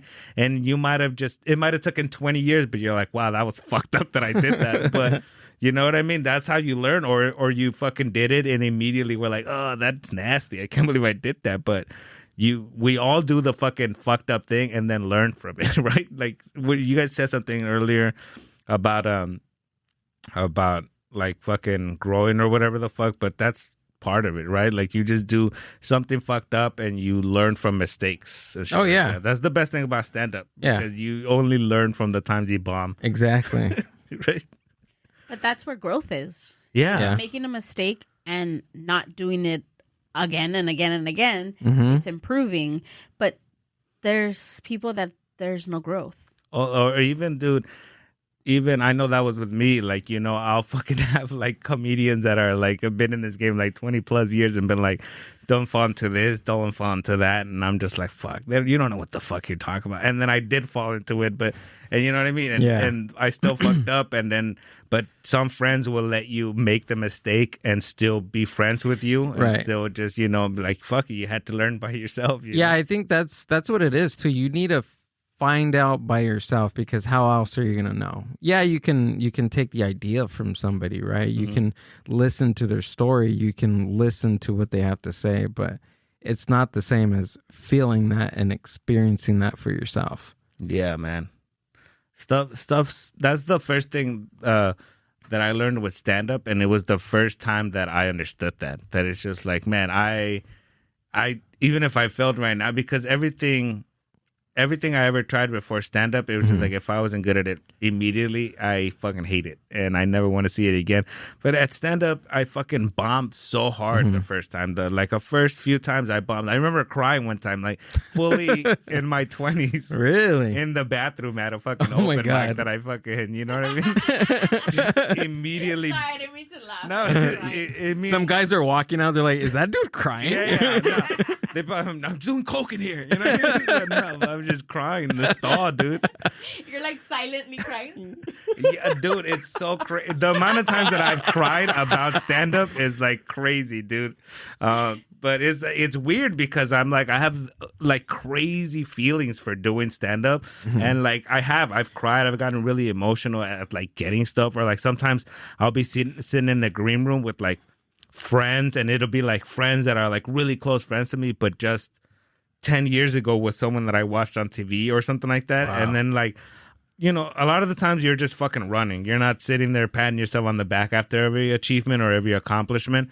But then sometimes you're just sitting there and you're like, holy shit, I am a stand-up. You know what I Yeah. mean? Like, I remember one time taking mushrooms and walking around at like a club and just being like, dabbing people up, or like being like, hey, what's up, to the fucking door guy and shit like that. And then just like, you know, you always catch yourself in the mirror and you're like, fuck, I'm fucked up right now. Yeah. I'm really high or I'm really drunk or whatever. But just catching myself in that mirror that time and being like, oh, dude, you did it, dude. And and I had it. I still have so much, you know, so much to do and so much growth to make and stand up. But I mean, it's awesome, dude. Even being like, I'm short on money this time. I didn't make as much money off of stand-up that month. That's like, Yeah. wow, what an accomplishment. You know what I mean? It's fucking insane, dude. All of this stuff is crazy to just be doing. Anybody that does anything like musicians, art, like anything with art, it's like, it's such a crazy thing to get to do stuff like this. People pay and you fucking get love from Yeah, dude. strangers. It's crazy. It's so weird. And even to think of just creating something out of thin air, right? It's just an idea. Like, think about a stand-up. You're just up there. You're talking. Yeah. It's just words. It's words, and you're painting a picture in somebody's mind, and they're following your story, and you're making them laugh. It's insane. It's insane. I Right. used to sell weed and shit. I used to sell drugs and stuff, right? And it's like, it's just crazy to be like I would have to do so much work to make money, you know, doing shit like that. Right. And it's like, sometimes I'll be on stage and I'm like, this is all profit. That's what it feels like. It's like, besides $20 to get here, this is all profit, dog. And then sometimes I'm on stage too and I'm just like, this cost me an arm and my leg, my soul. Yeah. I'm a whole different person now. I'm broken now because it felt like it cost so much, but it's still so dope to fucking be doing stand-up, man. I'm so happy about it. Like every day, just the fact that this is like a thing that's even fucking working out, and I haven't even begun to like headline really. I just barely kind of started like headlining stuff. So I know it's gonna be fucking awesome, dude. That's it's crazy because it's already so cool. And I'm still always waiting. They're like, it's about to get better. You know what I Yeah. mean? It's like a weird position. And do you feel like it's like that, right? You think like, okay, something's gonna happen. Like I just feel like, you know, I'm gonna go to the next level in my career. Do you get that often? yeah, but luckily it's like I said, like I try to be nonchalant about a lot of shit, especially in this industry. People will literally be like, I'm going to do this for you. I'm going to do that. You're going to do that. And it's like, and shit never happens. Or like you film something for a thing. You're like, this is going to be the thing. And it doesn't even get picked up or whatever. Right. So like, you just learn to like, all right, until I'm there on stage or until I get that check, this shit's not even fucking real. But my girlfriend, she gets stoked. So I get like fucking, it's like I'm broken, but I'm like, oh, this is good because she's so stoked right now. So this is good for my career, you know? And so many times she'll sit there and I get a call and then somebody, yo, what are you doing? Nothing. Oh, here's this. And it's just like, whoa, that just changes everything now. Like just doing like voiceover work or something, you know? Like I've gotten an opportunity to do that. And it's like, what the fuck am I doing? I'm a fucking high school dropout. I'm over here getting paid to talk into a fucking mic. Right. And then I still get to go do a show that's like twice the payday. You know what I mean? So shit like that is cool. I mean, I got to feature for Brian Simpson. And that was nice. Yeah, that was like one of those things too, which is just like, this is crazy. This is fucking crazy right now. My buddy calls me. He's like, yo, I can't do it. Can you fucking do it? And I show up and it's just me and Brian. I do a half hour. He does an hour. It's just like shit like that where it's just like, sick. I just did a half hour in front of this club or whatever the fuck. Or I just did 45 minutes closing this thing out, you know? So luckily stand-up is like no days the same. And every day something is happening. Almost every single day, I swear, almost every day something is happening where I'm just like, how, dude? How did I land this? How did I get this? Or whatever, dude. So you just got to keep fucking going, bro. It's so great.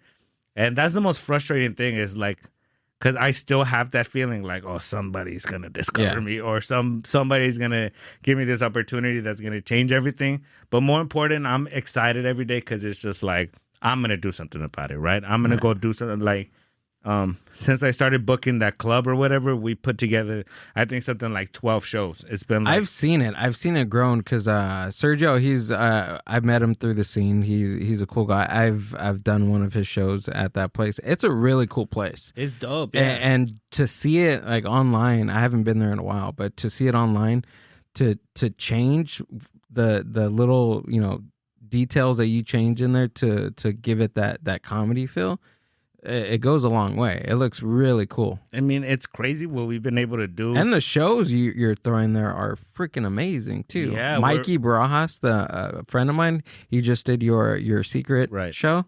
That's awesome, dude. Yeah, dude, it's crazy because when he got that spot, it was like maybe he had 45 seats up there, maybe pool tables and shit like that. Right. But it was like it would. What is it now? Like 90 seats, almost 100, Wow. right? So we're pretty much just doing it like a fucking club. And yeah, like luckily we're, you know, we're able to put on comics too that we think are funny. Like, nice. So like Mikey, you know what I mean? Mikey, he's a New York comic, pretty fresh face, but I like him. He's putting in work. He's doing his own show that's like a hot room that you want to do, you know what I mean? And, so we're able to put those people on mixed in with some veteran comics, let everybody work out, like network, and then we try to fucking, you know, make it as like as affordable for the community, no drink minimum, you know, free parking, cheap tickets, just because it's like I'm not trying to get rich off anybody doing this, you know what I mean? And it's a lot more work than the payoff, you know what I mean? 100%. But the whole thing is like, what the fuck else am I gonna go do? Put this much effort into somebody else's club or put this much effort into somebody else's career? Exactly. It's like, fuck this shit, dude. Let's fucking get this shit popping. If I could pay every comic, I'm paying them.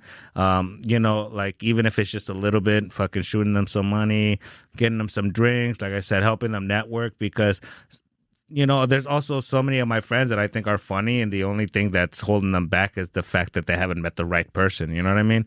Or they haven't gotten into the right circles or heard about the right thing. So it's like fucking like bring them all in one fucking room and then let them, you know, do stand up, the thing that they love, and then hang out with people that are cool, you know, shoot them some money. That's what really it's all about. And that's really all I need, you know, just do stand up. hang out with my friends, and make a little money at the end of the night, that's perfect for me. I don't need to make $1,000 every show, you know. Just keep it just enough to keep it going and pay the fucking shit, because you got to invest a lot of money. You know, I probably got like 3 or 4 ads running right now. So, you know what I mean? Like social media ads, just fucking doing that shit, dude. And the show that I run by myself, me and my girl, is Los Angeles Secret Comedy. That's our little production. And then obviously there's the private suite. So we have plenty of shit going on. Are you booking the shows that are there now? Like what, the Blockbuster? Yes. So the Blockbuster, that's October 10th, comedy show. I call it a comedy rewind. So it's all comics with TV credits and stuff like that. Oh, so that's cool. For me, it's just like, let's run it back, but in person. You know what I mean? So yeah, I'm booking and producing all of the shows there. That's nice. If it's like a showcase like that, like the Blockbusters or the Rising Stars that we had, we're putting those obviously under the private suite name. You know, there's a private suite presents whatever the fuck. And then we are also doing shows where we're having people come in and they produce their, so, you know, independent producers, but not really. So instead of having an agent or manager or producer bringing this person, I reach out to that headliner myself and then work out a deal with them so that they could come in and keep the majority at the door, and then, you know, try to help us promote and, you know, get a dope name in there, you know. And I'm trying to give everybody higher percentages than these clubs do, because like I said, I'm not trying to get rich off of them. So if they could come in here and make a little bit, you know, a little bit more money or the same amount of money that they're getting paid at like a real legit club, it's only better for us, you know, because we're trying to build that community of comedy fans and comedians alike, you know. And that just means that if we have to go if we, you know, don't make money that night, but put on a killer show and more people hear about us, and that's cool by us, you know? Yeah. Oh, that's as good as money, right? Because you're creating the atmosphere, the energy, all the local comics and headliners are going to know, okay, when a show goes on at this particular place, it's off the chain. You know, it's a really good room. Yeah. Right. One of the, I'm lucky, dude. Like, I learned from some of the best in the game, like including Richard Villa. I don't know if you're friends with him or familiar with him, but he had this show at the... He is fucking hilarious. Yeah, dude. He had this show called Refried Comedy at the Improv, which was like the hottest show. He put a ton of comics, and it was like one of the... Like, I would literally meet comics that are headliners, and they'd be like, oh, you work with Richard? Dude, he was the first person to put me on stage. Oh, that's cool. Or whatever the fuck, you know? So he gave so many opportunities to comics, and he's bringing it back, or he did bring it back. He's done a few shows here and there. He was doing that club, The Upstairs in downtown LA. It's a brand new club. It's super sick, dude. Right by like the fashion district. But we went over there, he did it, he did that show, and it's like, it's, you know, essentially what we're doing over here, you know. He's bringing a bunch of comics together, a lot of people doing pop-ins, a lot of, you know, up-and-comers mixed in with veterans, and just putting on dope shows. And as fun as it is for the audience members, it's just as fun for the comics in the green room, you know, like to really like, it's like he made a post about it, and I think it's like super true, because a lot of comics, as fucked up as they are, they don't really go to therapy, or they don't have that money or time to fucking be going to therapy. So, you know, you go to these comedy clubs, you go in the green room, it might be a comic that you barely know, or it might be a comic that you've been friends with for 10 years, but you aren't seeing each other anymore because you're both doing well. Right. So now you go into this green room, and it's kind of like you just let all your guard down, and now you're talking about like, my girl did this, my best friend fucking did that, these problems, that problems, and that's as important as performing for comics is, you know, literally just talking to other comics in the green room and just being legit, like just you know, honest, and because it's more than friends. It's weird. It's like it's more than friends and more than coworkers. Comics, when you're like, you know what I mean? Even if you don't like them really that much, you're just like, but if it's you and that person, you're just like, this person's way cooler than any audience member or whatever the fuck, you know? Comics are just different like that, and it's so much fun to hang out with them, bro. And I think at this time, this is what we have to do now to get to hang out with your friends that are comics. Is like I said, fortunately enough, everyone's doing well. that I consider like, close to me. So now sometimes it's like, let's just book a shitty show just to fucking hang out. Just to hang out? And get Yeah. a budget at the bar, dude. Right.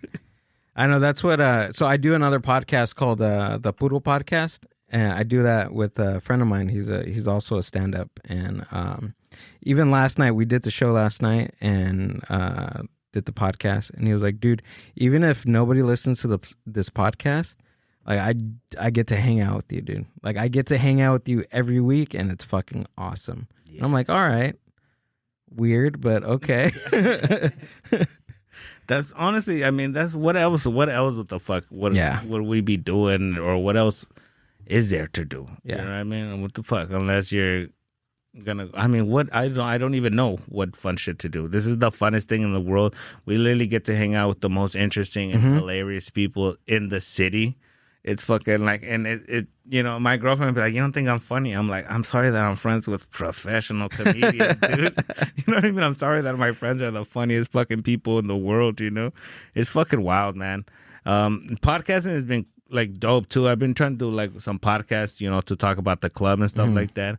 And like everybody has like their own little studio or on their own style. And I can really appreciate it because I tried podcasting a whole bunch of times, dude, and it's just so tough. Especially I was just doing it by myself and fucking I had a podcast room and everything. Oh, nice. Just the equipment and all the stuff, learning how to do all that shit. Yeah, it's a whole other fucking thing. I could never do it consistently, and that's the most important thing with podcasts is keeping at it.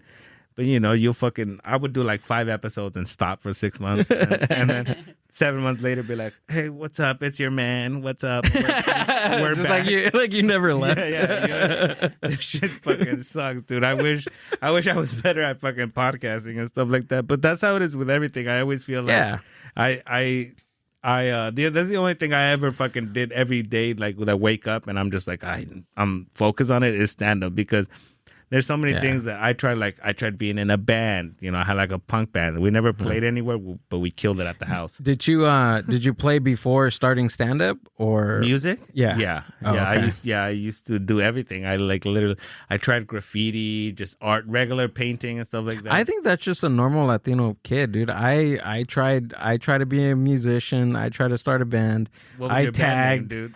That's crazy. It's literally, dude. We just found out. Seriously, what's the tagger name though? That's the funniest thing. Goon, my boy, come. Seriously, and when I found out that Goon is what it is now, I'm just like, wow. I never would have thought. Yeah, dude, it's crazy, this new lingo. Yeah, before it used to be, you were a goon, you were a tough guy, dude. Right? Exactly. Now you goon, everyone's like, God, you need Jesus, dude. Right? I'm gonna pray for you. Jesus, dude.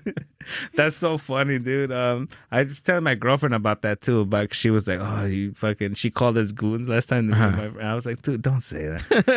She's like, it's always come with you. I'm like, it's not me, dude. It's not fucking me, but it is, dude. So many, like, it's like I was saying, like, I'm doing what I do now is like just the shit that I used to get in trouble for, and fucking, you know what I mean? I'm like, I always got to make a dick joke or like a joke about cum. It's always funny, dude. It's never not funny. As a straight guy, I think about penises a lot, dude. You know what I mean? Seriously, dude, we do.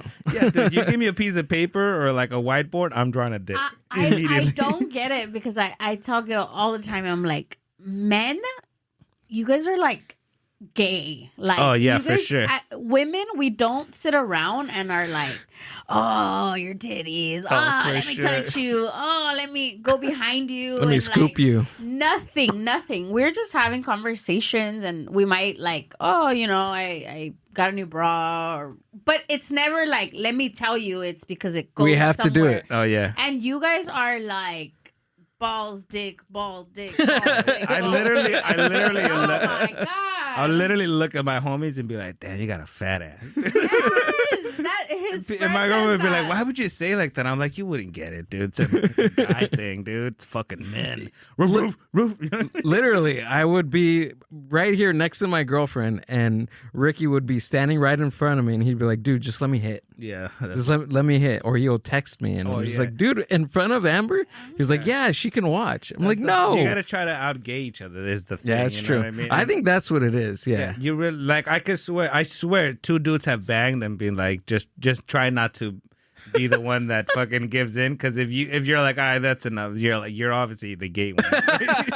If you're like, that's too much, you're gay. And you had real feelings for this. That's why you're uncomfortable. That went too far. So what's too far? I mean, I don't know, dude. I mean, other than like actually sleeping with each other, what's too far? Like, what would be like, oh, dude, you're gay? Like, I think if you like, you can fuck, like you could bang your homie, you could smash him out, but if you touch his hand, that's gay. Yeah, if you hold hands, you can't look in his eyes while you're doing it. oh my God. That's where it's gay. If you accidentally touch hands, it's like, dude, stop. Get out of my asshole right now. What are you, gay? Because it's gay to be homophobic. You know, that's the gay thing, to be homophobic. Dude. It's like, that's one of the things, like, sometimes with the homie Ace, is like, we would go on the road. Like, now it doesn't fucking, it's whatever. But we used to go on the road, and you barely know these people that you go on the road with sometimes. Right. And it's not in the budget, so you gotta share a bet and shit or whatever. And they always take like a fucking, the cobijas or whatever, or the pillows, and they make like a border in between you. And it's just like, dude, but now I'm cold because that's the whole blanket, dude. And it's like, I'd rather sleep inside of you and be warm than fucking than cold and next to you. You know what I'm saying? This shit is, and that's one of the wild things about comedy too. It's like, like I said, I used to hang around with like a lot of like cholos or whatever the fuck, just people that weren't doing shit, right? So like I wasn't necessarily a bad kid, but I think that was with my mom. It's always like, what's gonna happen with him? And then, you know, I just disappeared for a while, and then next thing you know, she heard like I'm doing stand up, and it was funny because she'd be like, "Oh no, like ¿dónde estás?" And I'm like, "No, this is cool, man. I'm in Washington with this fucking." What does your parents think about you doing stand up? My mom, she likes it, dude. She actually, like, the other day she was like, "Ya no has ponido nada, ningún chiste de mí en el YouTube." You know what I mean? 'Cause I used to post a lot of videos on the shorts on YouTube, and she would be the first person to watch it, dude. "Oh, I saw that you posted this. I saw that you posted that." So she's into it, especially that's cool. how I was able to work and like meet like people that she has heard of, or comedians that she respected, like Luis de Alba, you know, that guy.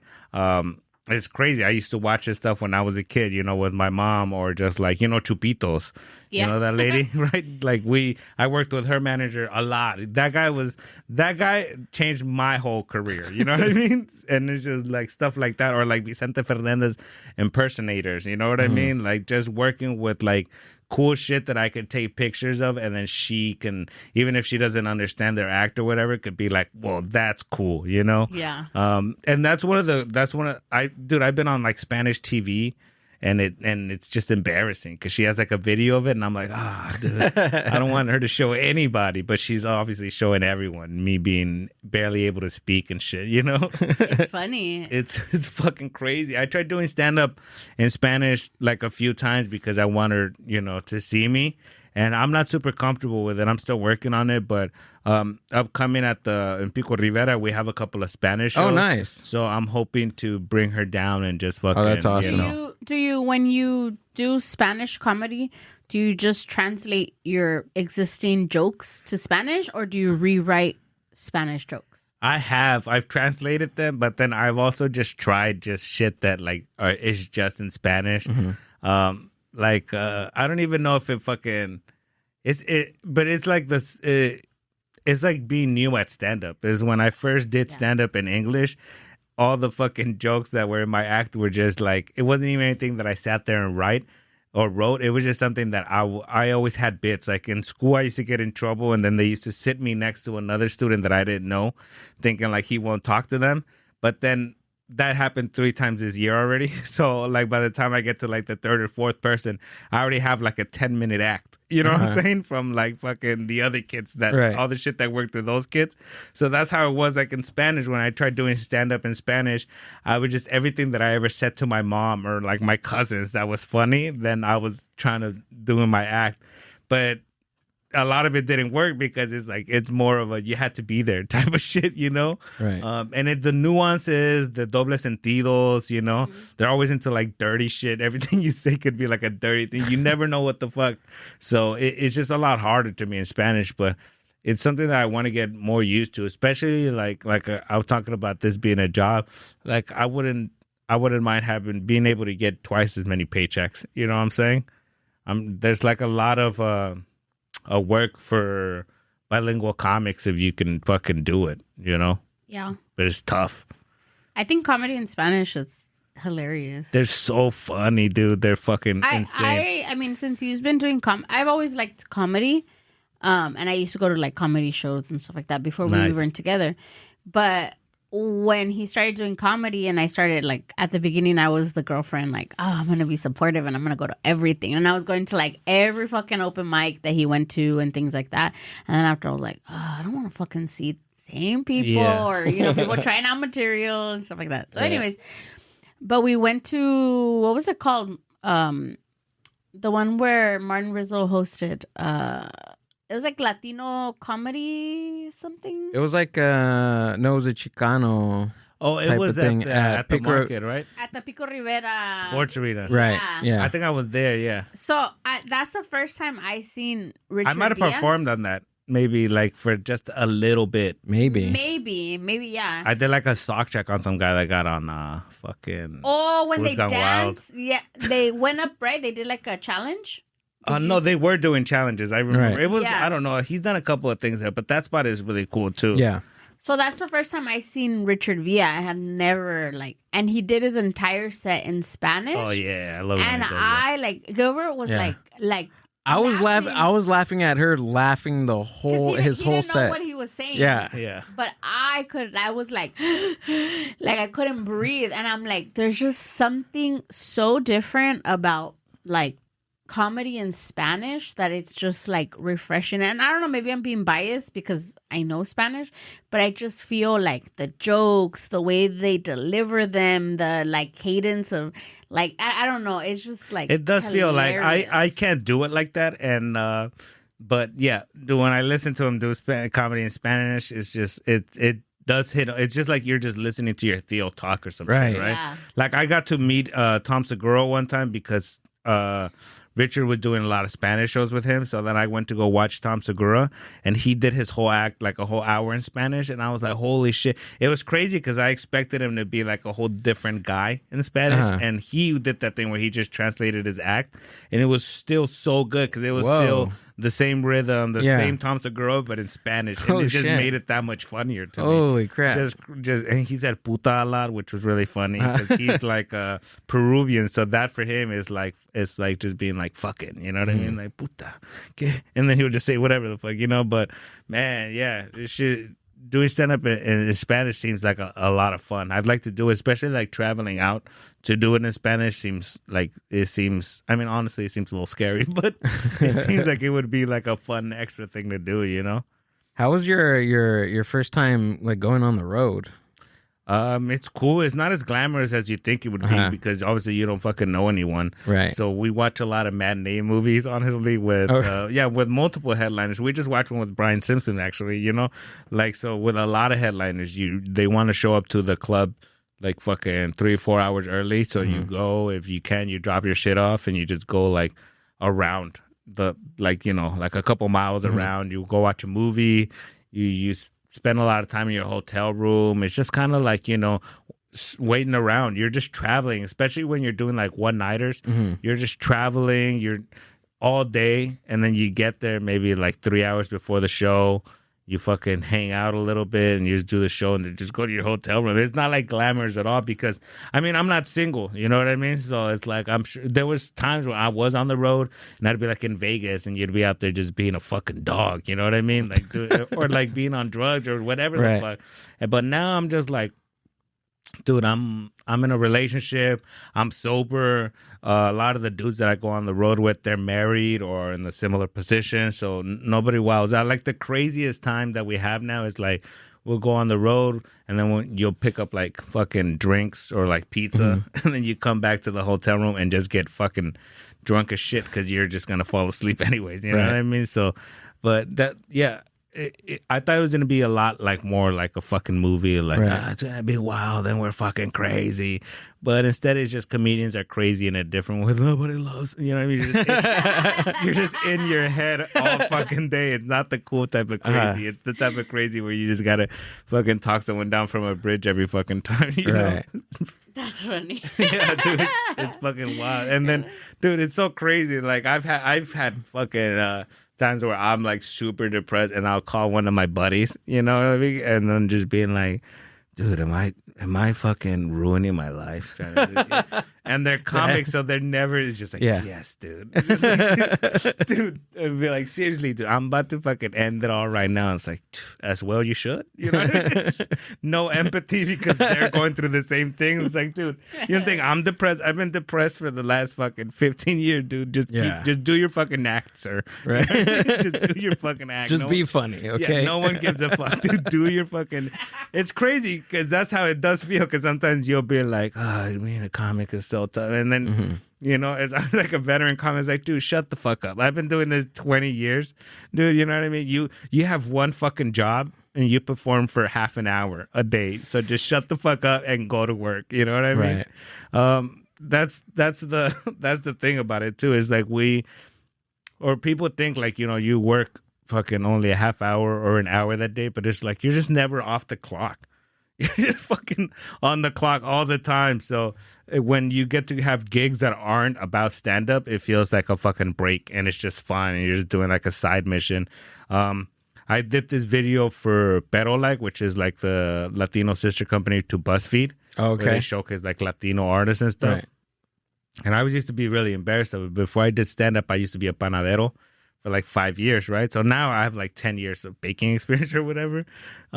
So I used to be a baker, and that's what that video was. It's just one of those panaderos trying other panaderos. Did you do that recently? Yeah. Oh, we got an email too for Horchateria for upstairs. Oh, nice. To be on the video, but we couldn't make it that day. Nice. For the same thing for the panaderia. That's cool. Sick. Yeah, dude, we did one, and I mean, it was really cool, man, but I was having like that moment where it was just like, man, when they trying to change my life around me, like I don't have a mixer, I don't have machinery or like anything to fuck. I literally made the pan dulce like by hand. I just mixed it by hand, but it was funny because I weighed it out with the scale that I used to sell weed with.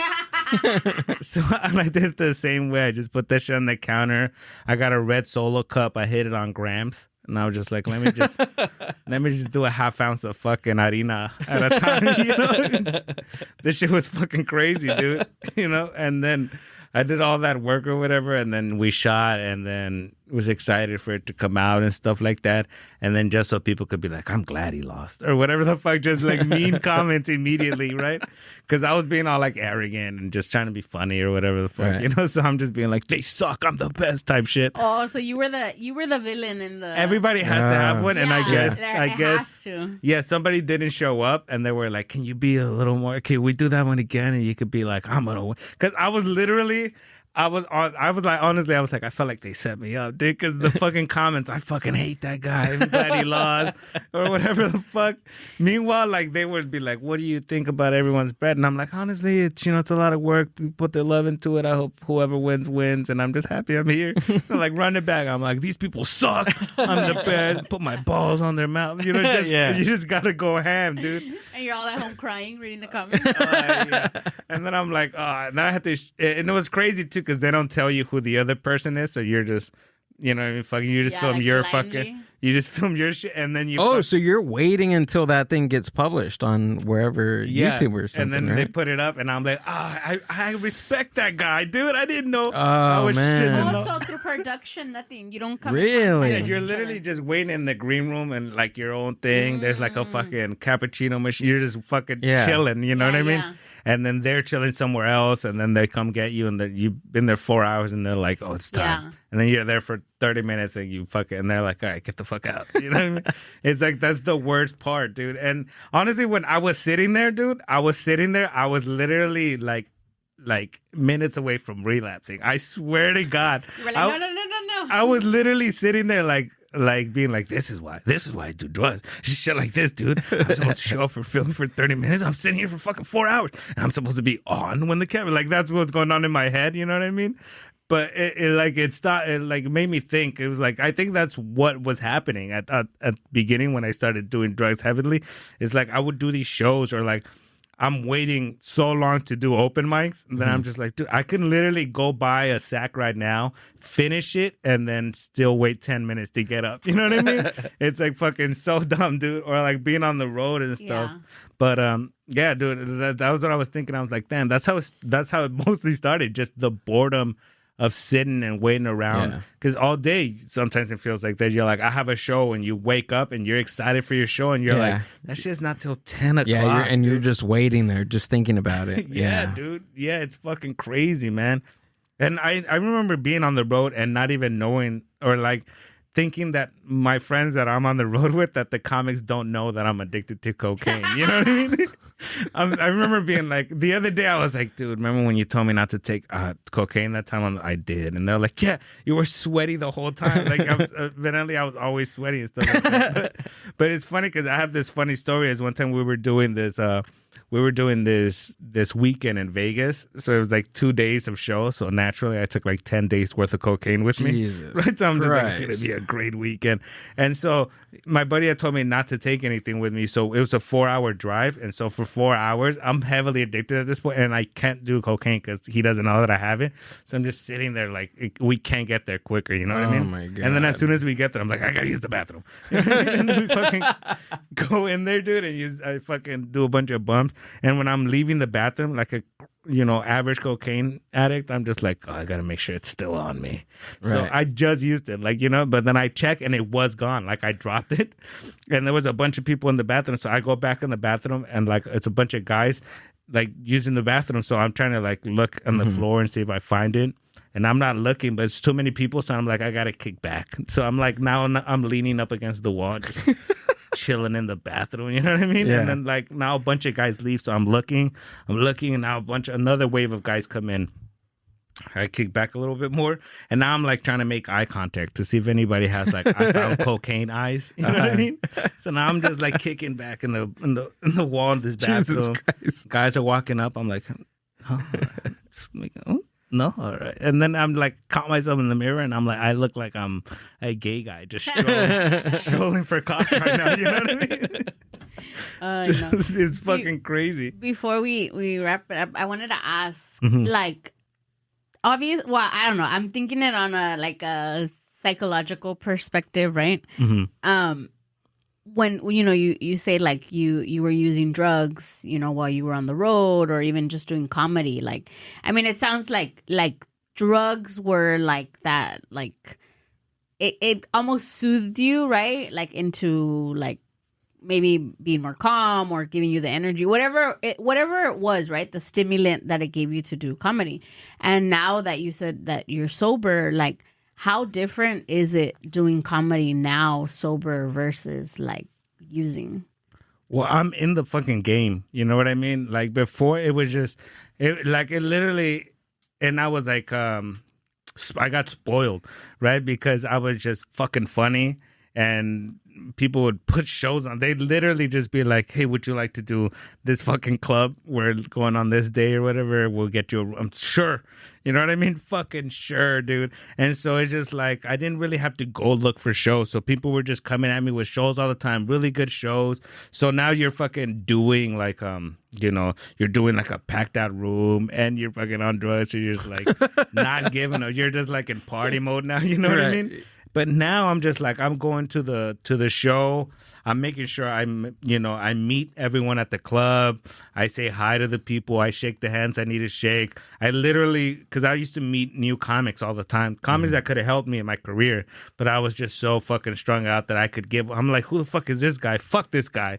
You know what I mean? Just in my head, be like, I'm fucking way funnier than this guy. But now, I'm just, like I said, I'm in the game. I advance my career every time I go out. Because like I grew up poor, so I didn't have like a stable home, and I didn't have like a good relationship at the house and stuff like that. And now that, it's my spot, me and my girl, and I like being home. You know what I mean? Like, I like being with my pets and just watching TV or like smoking a blunt with my girl. I love that. So when I leave the house, I'm fucking going to go do a spot, and I need to make it worthwhile. You know what I mean? I need to make sure that I could come back home and be like, oh, I got this opportunity, and not because, if I fucking leave home to go do stand up every time, I'm just coming home fucked up. My girlfriend's going to be like, what the fuck are you even doing? You know what I mean? Because she supports me a lot. She makes like real money. She has like a real job. You know what I mean? With like people depend on her and shit. You know what I mean? So just like all of that, all the accumulating is just like, it really puts me in a position where I can't just lose a day. You know what I mean? I can't just go out and have because I had one good day, go out party, and now I need to recover for 2 days. You know what I mean? Even with weed now, it's starting to like affect where like before I came here, I was so stoned, dude. I like woke up and came here, because like I got some wax and I fucking put it on a blunt. And I smoked a fat blunt with wax and weed, thinking I'll be good. You know what I mean? But then there's days now where I'm just like, oh, I can't even smoke right now, or I can't smoke as much as I want because I have too much shit to do. And there's not really like, I sometimes play like Call of Duty or whatever the fuck. And like, really, I don't do anything now because I feel guilty. I fucked up so much time, like being on drugs and fucking up. And like, honestly, I wasn't even that good a friend to some people that I really considered close to me. So, now that I'm sober and stuff like that, I try to be conscious of all that stuff because it like, just having fun, you can get caught up in just having fun, especially in this industry where it's all about having fun. It's all about having a good time and making people laugh and all that time and all that shit. So that whole time you feel like you need to like be on and shit like that, and drugs would help. But now I don't need to be on. Like I'm going on stage right now, dude. I could just fucking wait to say some funny shit. You know what I'm saying? So the green room, I use it more just to my advantage. Like, network, get to know the comics that are are in the green room that I haven't met before. Trying to learn some new, information. Who books what? Where to go? How do I do this? And it helps a lot. I've got a lot of good what would I say, like good leads with like shows or agents or manager teams or just doing shit that I wouldn't have even been paying attention to if I was sober. So if I wasn't sober, so obviously that's the biggest difference is that I'm present. Oh, okay. Yeah. Good. I rambled on a lot. No, that answered the question. And plus too, not most like new comics don't they didn't like, I didn't find that out until like just like recently, like, oh, like it's okay, yeah, it's your stage presence, it's your joke writing, but a lot of it is just like networking and talking to the right people and hanging out with the right people and just getting to know like the scene and the community. Like that's a huge part of it, especially now. Biggest part of it, yeah.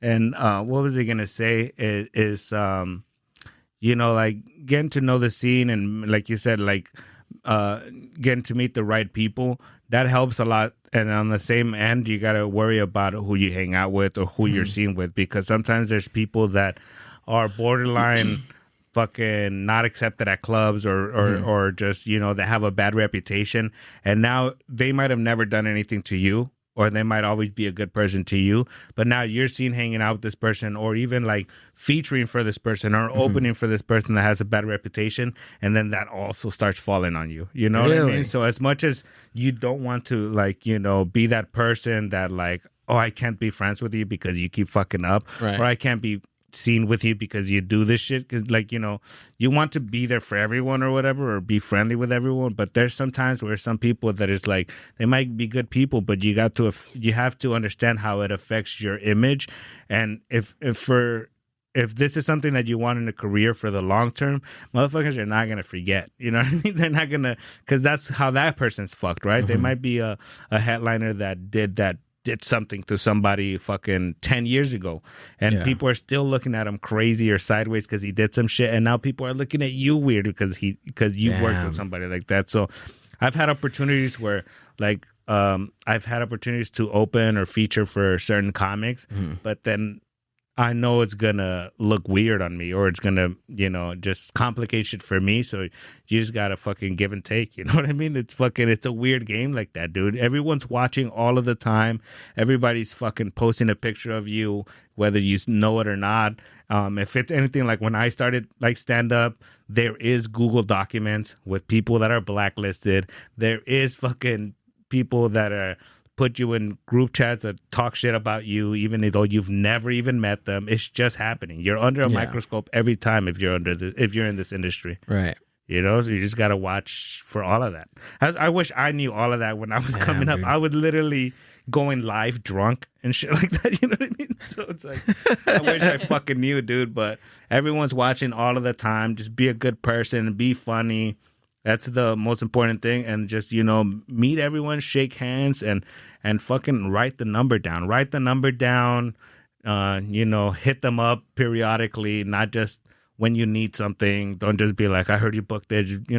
Oh, that's a nice movie that you watched. Or how was that movie? Or, oh, I'm so glad. Happy birthday. Whatever the fuck. Yeah. That goes so far. It's basic sales person 101. Yeah, right? Business. Yeah, exactly. You wouldn't do business with anybody that you don't feel like a connection with. Right. So that's how it is in this industry. A lot of the times, if you're going to go on the road with somebody that's headlining, they're going to bring you because you're a good hang and you're not fucking up their whole show. You know what I'm saying? Right. Doesn't matter how funny you are. I'll give opportunities to motherfuckers if I'm just like, dude, you're a vibe. You know what I mean?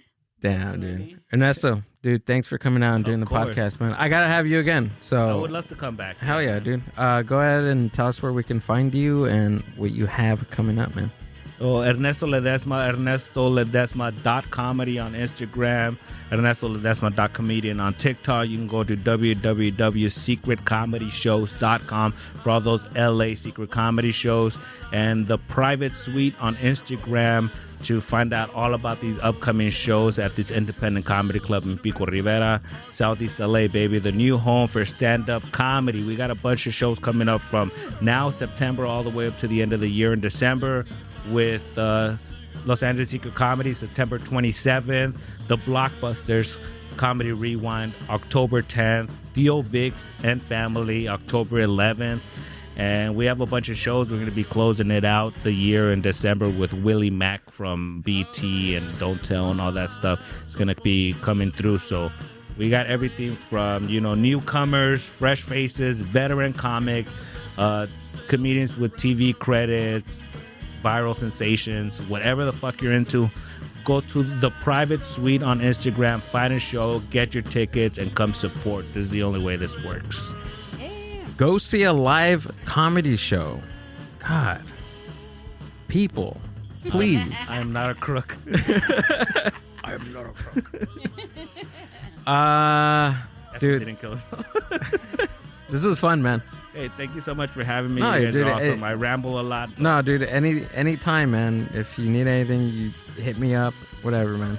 Of course. This was fun. Follow the Mind Buzz at the Mind Buzz on Instagram and Mind Buzz Podcast Network on YouTube if you're listening to this on Spotify and Apple iTunes. Go subscribe to the YouTube channel. Okay? It's fun. Oh, I'm back on TikTok. Amber, we're back on TikTok. Nice. I'm fighting people in the comments. I was gonna say go fight with us in the comments. Go for it. It's happening. See ya. The Mind Buzz. Podcast. For shit. Nice. Thanks, guys.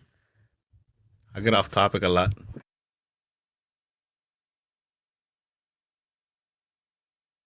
Thanks for listening to the Mind Buzz podcast. Subscribe to the Mind Buzz YouTube channel and watch full podcast episodes.